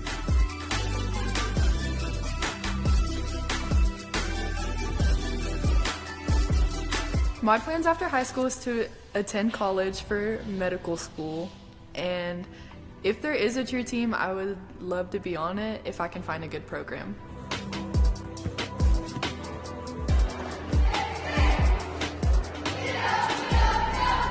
The thing I love most about cheerleading is the life skills and character development you gain along the way. You're always working with new people and you have to be able to work well with others and trust each other to work as a team together.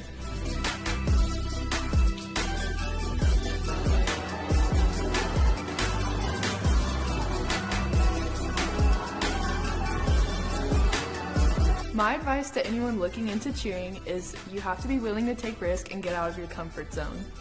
You always have to practice outside of practice and put in the work to become a better athlete.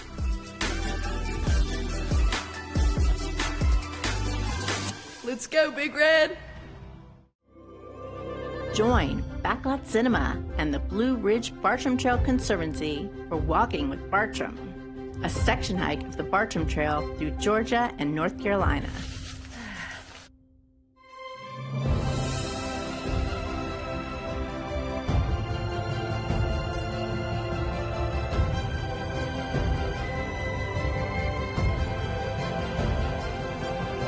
Streaming now on YouTube and Facebook.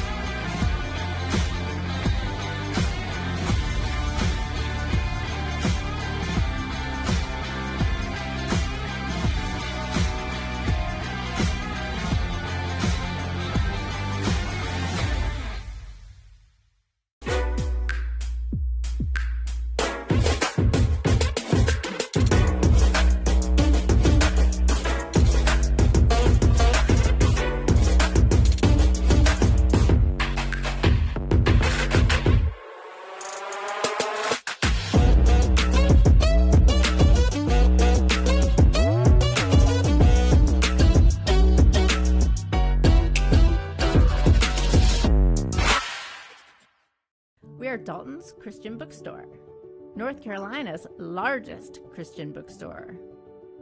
We offer a wide range of gifts and apparel. Children will find a world of fun to explore in our interactive kids section. Dalton's has a huge inventory of Christian literature, including Bibles in all translations. Dalton's, your destination for inspiration.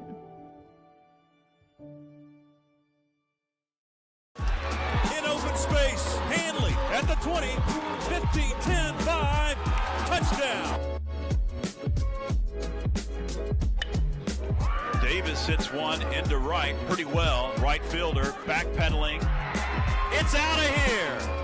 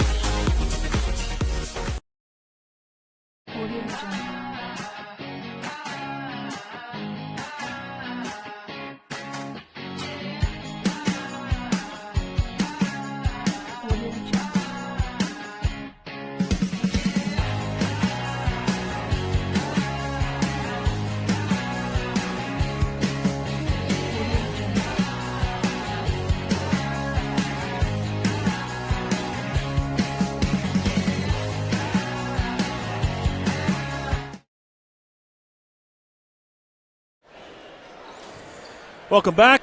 20-16. Panthers with the advantage over the Tuscola Mountaineers here at the break. Final few seconds are ticking off for the clock. And we'll get to third quarter action very, very shortly. Glad you're with us on this Tuesday before Christmas. I'm George Young, flying solo in the announcer booth, along with our fantastic FPSN crew. Philip and Logan on cameras, Clint Taylor, executive producer. Braylon DeZarn, 3 up and good out of the locker room. Braylon DeZarn with a trifecta to give the Panthers their biggest lead of the night at 23-16. Let's see if they ratcheted up that defense. And they do. A steal. Rowers gets it stripped. Out of bounds it goes off of a Tuscola Mountaineer. It was Peyton Hollis that stripped it. Panthers reset underneath their own basket now. Now a timeout is going to be called by Tuscola. A lot of commotion going on. Going to be a 30-second timeout. Want to give a shout out to one of our very own on Saturday, Philip Angel. Graduated from Western Carolina University. He's been with us for his entire career at Western Carolina, and he walked across the stage with his family and his friends in attendance. Philip has been an integral part of FPSN for many, many years. And, in fact, he was there in the very beginning. And he's still with us. Congratulations, Philip. Tremendous accomplishment, graduating his undergraduate degree from Western Carolina. Back to action. Out of the timeout, Panthers have it. Tuscola called the timeout, and Coach Terry Howard wanted to talk things over. Rowers for 3. Got it. I'll tell you, these boys I've seen, I believe this is the 4th or 5th game. And it never fails. Out of the locker room, it seems like whatever Coach Clemens tells them, start shooting well. Didn't happen with a continuation of the ball game on Friday, but it happened out of the gate on Friday when they went on a 13-0 run. We've seen that in a couple of ball games so far this season. Peyton Hollis able to get the J, the free throw line. See if the shooting continues here. McClure, nothing but net. Just inside the arc, Max McClure extends that Panther lead to 10 at 28-18. Ash Cathy swings the pass underneath. Out it goes. Hollis now back into the paint. We'll find Blackburn now. Blackburn going to bounce the pass over to Jeremy Horton, the 6'6 center. And Jeremy Horton able to get the bucket off of the glass. 28-20, 8-point advantage, double team. McClure finds Gibson back to McClure. As McClure lifts the pass off of the foot of Peyton Hollis to stay with Franklin. Rowers with a hand in his face. William Rowers, the freshman sharpshooter. 31-20, Panthers' biggest lead of the night. We'll get some subs coming in for Coach Terry Howard. Next dead ball. McClure. Well, off balance, couldn't follow through with the shot. Horton grabbed the rebound. Almost a steal. Open 3.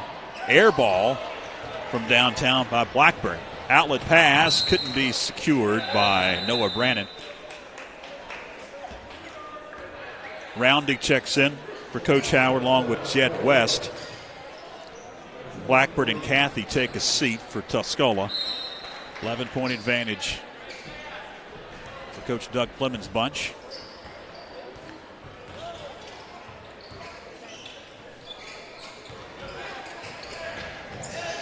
Jed West couldn't secure that one as it was heading out of bounds, and I believe he stepped on the baseline. Franklin has possession, up 31-20. William Rowers In the corner now goes Brandon. Brandon cross court. Zarn. Zarn bounces one. Noah Brandon shot wouldn't go. And the rebound picked up by Tuscola.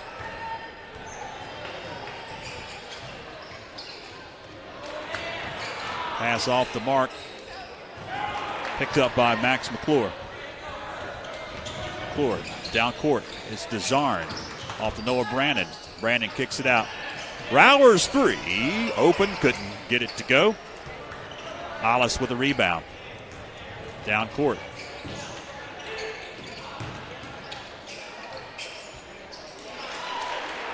Gavin Chenard.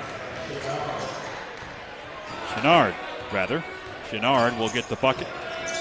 They cut into the lead now at 9. McClure. Nifty move. McClure can't get the roll.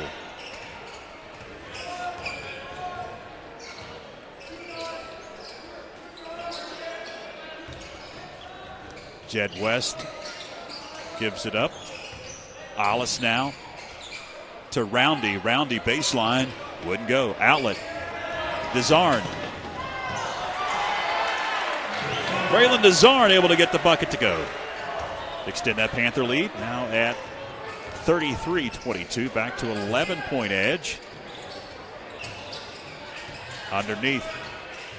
Fighting for position as Roundy got the pass. It was stripped from him. Out of bounds. Stays with Tuscola. Gibson going to take a seat as Hervey checks in for Coach Doug Clemens.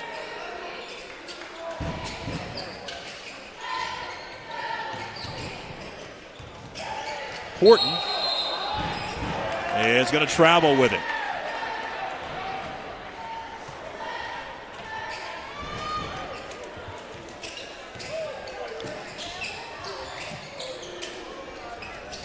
Noah Brannon's shot from downtown wouldn't go. Chenard with it, kicks it into the corner. West now feeds underneath to Horton, and Horton able to get the bucket.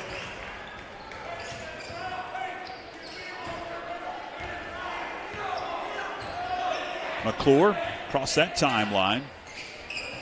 Finds DeZarn, back to McClure. Bounces a pass over to Braylon DeZarn, high. He's going to lift a pass to William Rowers. Rowers finds Brandon. Noah Brandon fights for position. Brandon going to feed Hervey. Hervey with position underneath. Working on Horton, able to get the bucket off the glass.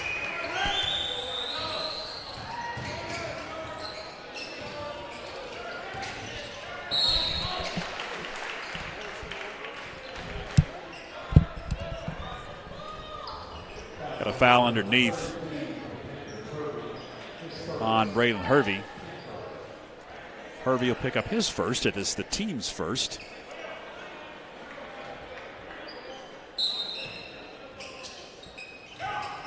High pass. Chenard fighting, kicking. It's West for three. And it gets stuck between the backboard and the rim. And you may not have noticed, or you may have, on our broadcast, we have lost one of our cameras. We have a backup automated camera in the facility. So that's what we're using right now. We're trying to figure out what happened to our center cam. We're taking Phillip off of his position. At college graduate, he can fix anything, right? Trying to get it worked out. Outlet pass intercepted by Jed West. Jumper, baseline. Up and good for Robinson. 9-point advantage now for Franklin. Cut it to single digits at the Tuscola Mountaineers. It was 4 at the break. Rowers leaned into one, wouldn't go. Rebound, second shot, no, and we got bodies hitting the deck. And we've got a whistle and a foul going against Franklin. That's Braden Hervey, his second. The second whistled on Franklin this quarter. Minute 36 left. in the third. With a 9-point lead. Chenard up and good.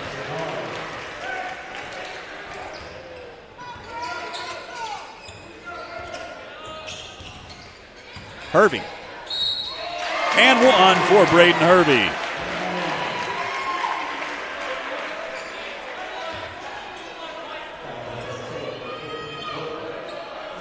First on Tuscola. It's going to be Horton. That'll be whistled for the personal. His third. Braden Hervey to try to complete the old-fashioned three-point play to make it a 10-point advantage for his Panthers. Back of the iron, Horton with the rebound. Jed West finds Ollis. Now a high pass over it goes to Chenard. Back up top, Ollis. Deep in the corner, left wing three. Robinson. Splash.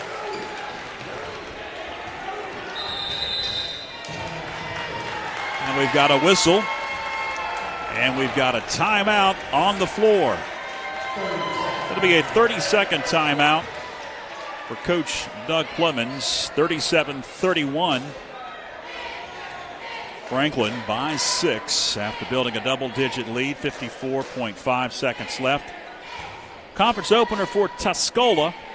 Second conference game for Franklin. You see the records in conference and overall records. Pisgah the only undefeated team in the conference so far. They are at 6-0. East Henderson at 7-1. And last year's conference regular season champion is at 3-3. That's West Henderson. They are 0-1 after North Henderson beat them on Friday night. After Coach Doug Clemens talked things over,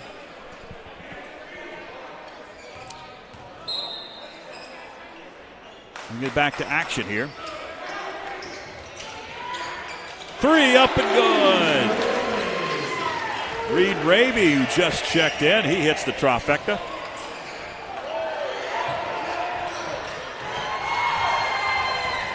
A steal. Braylon DeZarn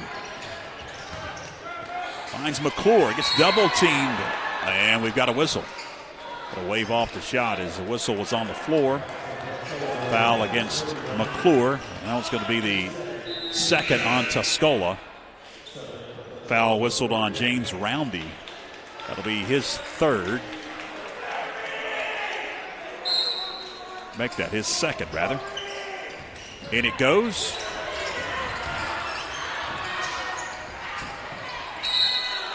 Another foul underneath.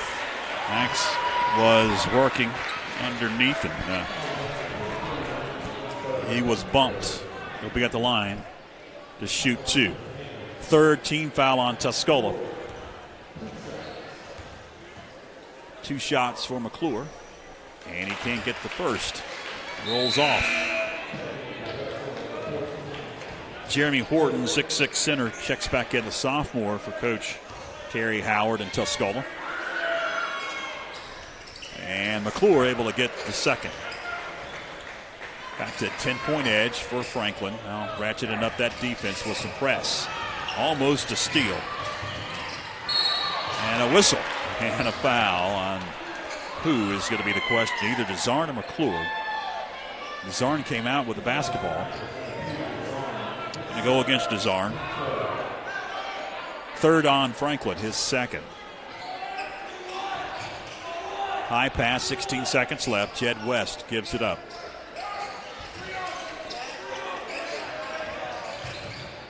Just inside the arc. Jumper wouldn't go for Peyton Ollis. 4 seconds. Down to 3. Rowers throws it away. There was a foul at the end of the quarter, I believe. He raised his hand like it was a foul, but maybe not. So 3 quarters in the books. Panthers by 10 as we head to break. Join Backlot Cinema and the Blue Ridge Bartram Trail Conservancy for Walking with Bartram, a section hike of the Bartram Trail through Georgia and North Carolina.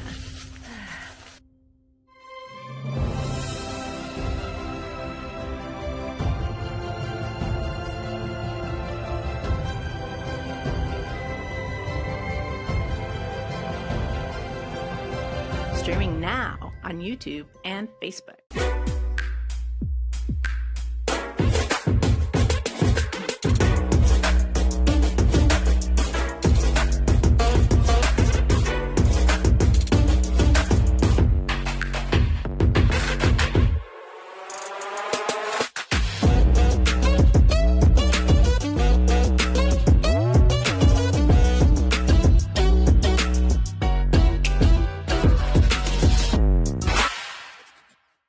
We are Dalton's Christian Bookstore, North Carolina's largest Christian bookstore.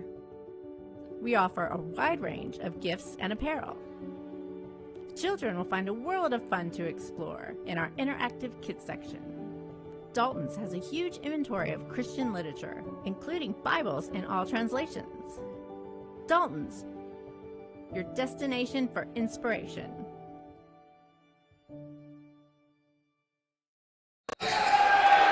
Welcome back. We're back to action. Foul coming on Tuscola. Trying to diagnose some camera issues in the break there. First foul on Tuscola here in the fourth quarter is fouls reset after each quarter. That one's going against the sitter, Jeremy Horton, 6'6" center. First shot, no good for Reed Raby. So Horton going to take a seat. Roundy going to take his place. James Roundy, 6'3". One more, the stripe for Reed Raby. And he gets a second to go.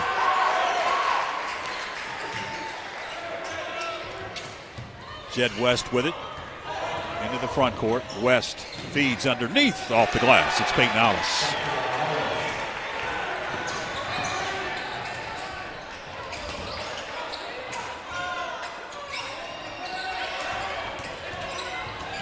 Zarn had it. Gives it up. We've got a whistle as Reed Raby got bumped.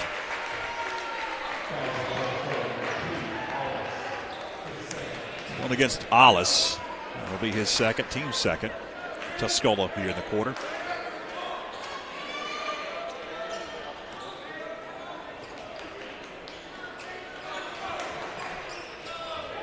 Reed Raby with it on the inbounds.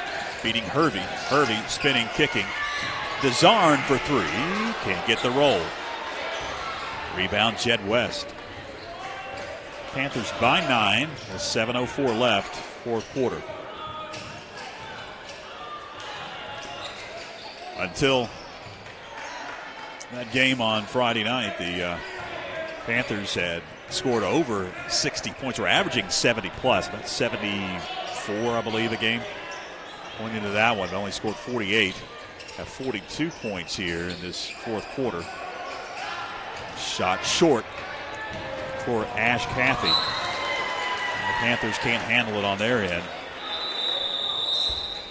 Braylon DeZarn will lose it out of bounds. Full timeout is going to be called by Tuscola. We're talking about the conference. Here's the schedule, and we'll throw a schedule up for the Battle of the States tournament.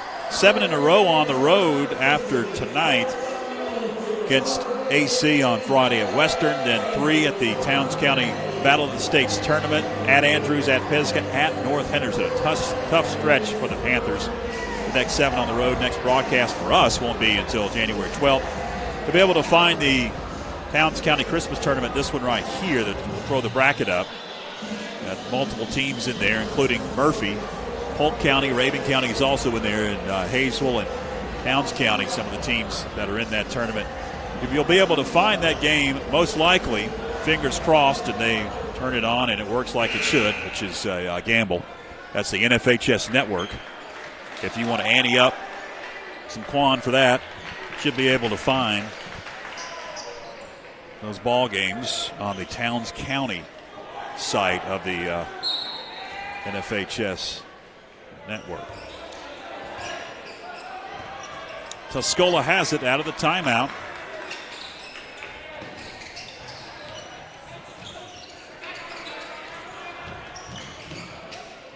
Baseline, Jed West gets the bucket because the Panther leads at 7. You can see Coach Howard for Tuscola rallying his troops, firing them up. William Rowers couldn't get it to go from beyond the arc. Max McClure able to grab the rebound. He got fouled. Third on Tuscola. He was not in the act. On the floor. Sutton checks in for DeZarn. Or for Max McClure, now going to take a seat. Going to take DeZarn's place as the trigger man underneath the basket. Up high goes Rowers. Sutton gets double teamed. Able to get it out of there. Swings it over. Reed Raby. Laser beam. No. Rebound Peyton Alice. Alice almost traveled with it.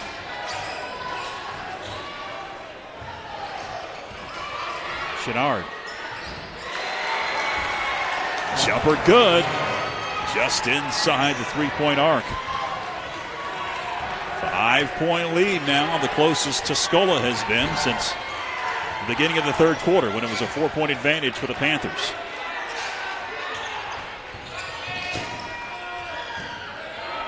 Hervey wouldn't fall. Offensive rebound. DeZarn leans into one and gets the roll. Braylon DeZarn with a bucket. Approaching 5 minutes left. Deep three. Rainbow wouldn't go for Chenard. Outlet over the head of Braylon DeZarn. We've seen a lot of outlet passes in this ball game for Franklin. Just a little too much mustard on them.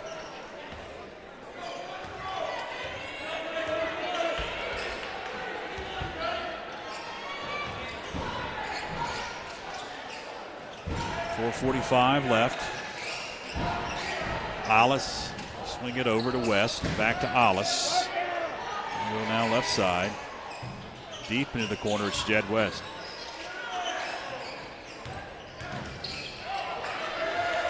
Pocket is picked. Outlet. DeZarn. Nice assist that time. 9-point lead. Alice is stripped. Another outlet. DeZarn stops and pops from beyond the arc. He can't get it to go. Roundy with a rebound. Approaching 4 minutes remaining in the fourth quarter. 9-point advantage. It's been that way throughout this entire fourth quarter. On three, no. Didn't have a chance. Didn't hit anything except the bottom of the backboard. Hervey got it partially blocked, it looked like. Jed West comes down with it.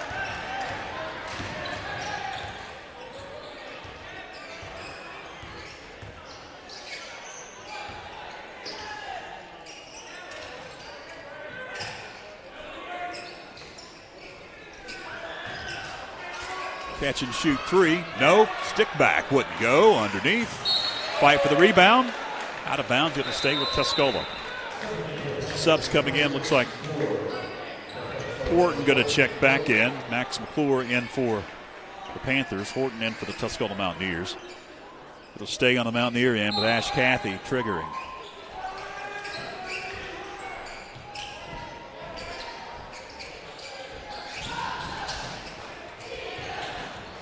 Alice lost control, picked up by Horton. Finds Alice. Alice can't get it underneath. This would not fall. Didn't get the roll. DeZarn thought about it, bounces a dangerous pass. Sutton has it over to DeZarn in the corner. Another dangerous pass. McClure underneath. Nice assist from William Rowers.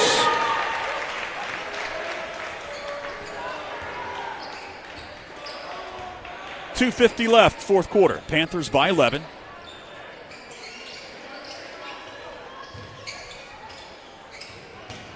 Doesn't appear that they will hit their 70-point average that they had coming into that Friday game.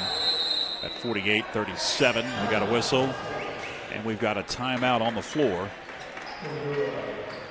for Tuscola. Going to be a 30-second timeout, so we will keep it here. We'll let you know about that Christmas tournament again. Maybe it's kind of hard to see some of the brackets and how they all fall. The Panthers will play next Thursday, 2 o'clock in the afternoon against Union County. Last year played Murphy in that tournament. Some pretty good teams be in the Battle of the States tournament, as usually they are. It was the first time the Panthers had participated in that tournament last year at Towns County High School. 48-37 with 2:39 left in the fourth. Tuscola out of a timeout. Will set up a trap in the backcourt.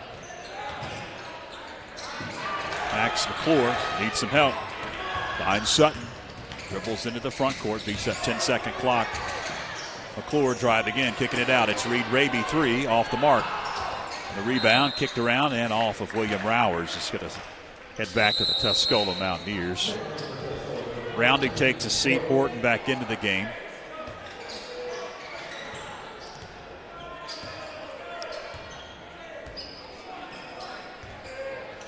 Ollis finds West, back to Ollis.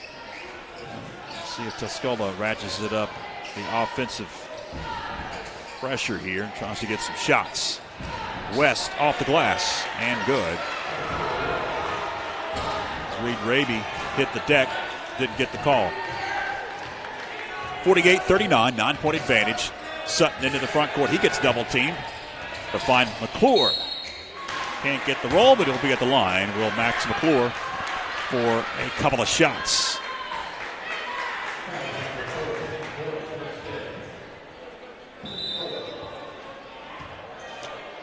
The rounding going to check back in as Horton takes a seat.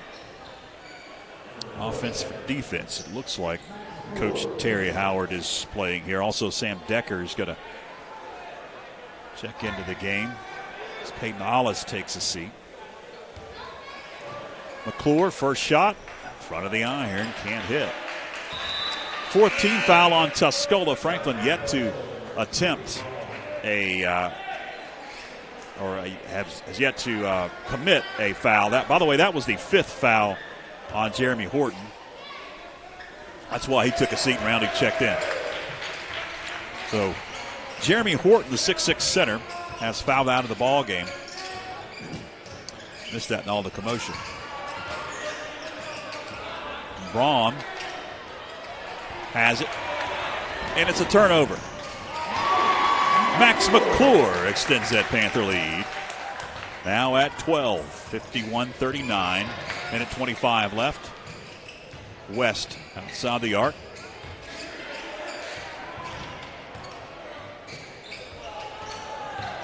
Decker swings it over. It's West. West tiptoes the baseline, spins, shoots, count it, and one for Jed West. He'll be at the line with 70 seconds left. Here's a good shot down the baseline as he spins and shoots.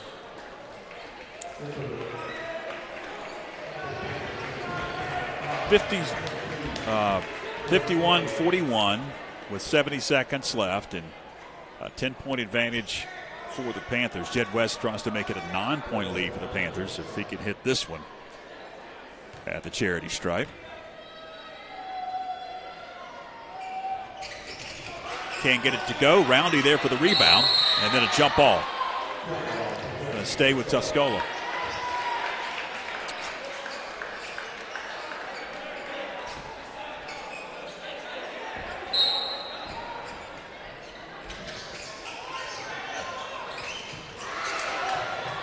Pass is stolen away, saved somehow, and then thrown away. Raylan DeZarn could not secure that pass.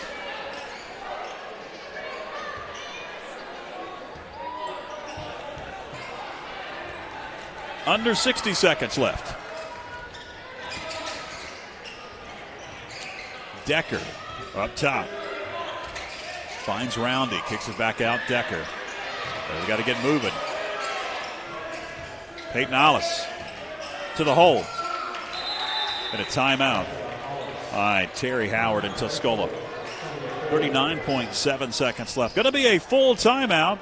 Franklin up 51-43. We'll take a quick break. Stay with us. In open space, Hanley at at the 20, 15, 10, 5, touchdown. Davis hits one into right pretty well. Right fielder backpedaling. It's out of here.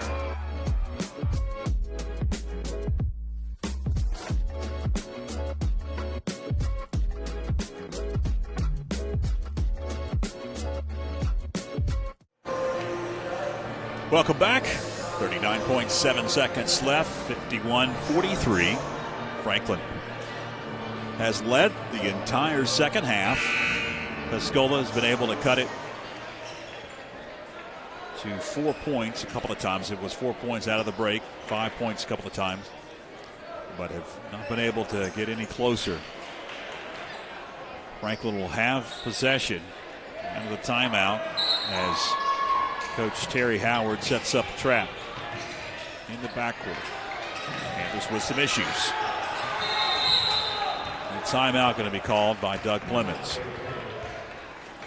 Down to 33.2 seconds left. It'll be a 30-second timeout for Coach Doug Clemens.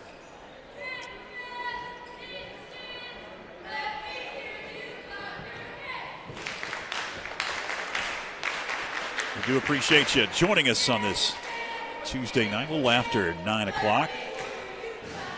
It'll be a while before we talk to you again. About 3.5 weeks. January 12th will be our next broadcast here on the Franklin Panther Sports Network of YouTube and Facebook.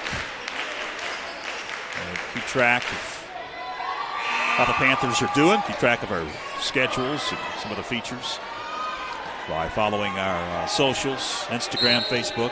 Subscribe to our YouTube channel, like our Facebook page. Panthers able to break the press. Noah Brannon over to Max McClure. McClure is fouled. That'll be the 15th foul on Tuscola, so 2 shots coming up for Max McClure, who has struggled a bit at the free throw line here in the ball game. See if he can hit these and ice this ball game, make it a 10-point advantage. 24.8 seconds remain here in the fourth. First shot for McClure. He got it.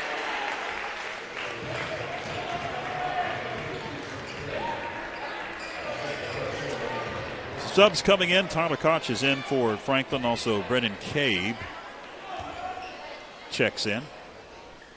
Second shot up and good. 10-point lead, 20 seconds left. Tuscola. And Alice throws it away. I'm going to say last touch by Panther. I didn't see who it may have been McClure that touched that one.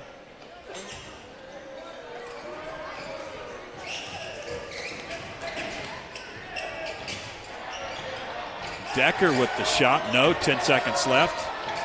3 from the corner. Wouldn't go for Alice. Fight in the baseline area underneath the net, and we've got a whistle and a foul on Tuscola.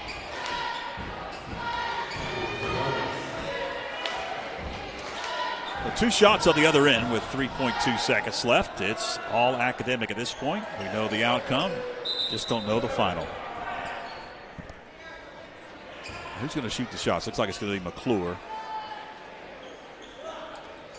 that will attempt 2 free throws.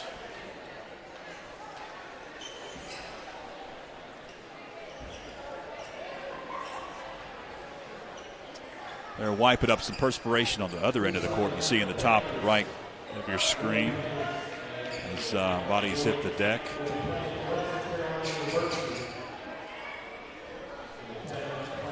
So Max McClure hits the first. One more. Try to make it a 12-point edge. Panthers will head to 6-1. And 1-1 in the conference. Tuscola will fall to 0-8 and 0-1 in the conference. Jed West at the buzzer. Wouldn't fall. And it's a final. here at the Panther Den. 12-point win for Coach Doug Clemens and his boys, 55-43 over the Tuscola Mountaineers. Congratulations, bouncing back from their first conference loss on Friday night against East Henderson. And they evened their conference mark 1-1 and head to 6-1 overall. As I mentioned a couple of times throughout the broadcast, 7 in a row on the road, including a date with AC Reynolds Friday night. But the next week in the Christmas tournament, the Battle of the States Christmas tournament in Towns County, and then 3 straight on the road to begin the year of 2024. That'll wrap it up. Appreciate everybody tuning in tonight. Appreciate our fantastic crew and Philip, Logan on cameras, Clinton Taylor, our executive producer. For all involved, I'm George Young. Have a Merry Christmas and a Happy New Year. We'll see you in 2024.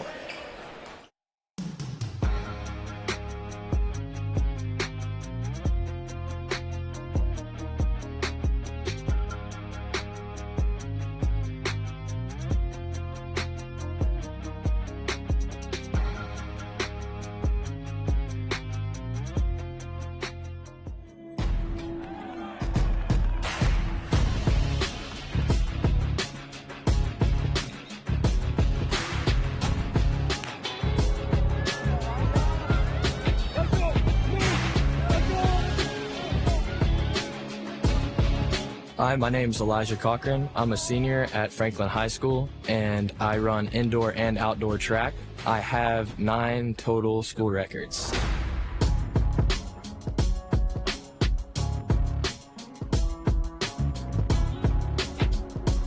My personal goals for this indoor track season is to win the state MVP to score enough points to help my team win another state championship. My plans after high school is to get a Division I track scholarship to a school, which I have not decided which school I'd like to go to yet.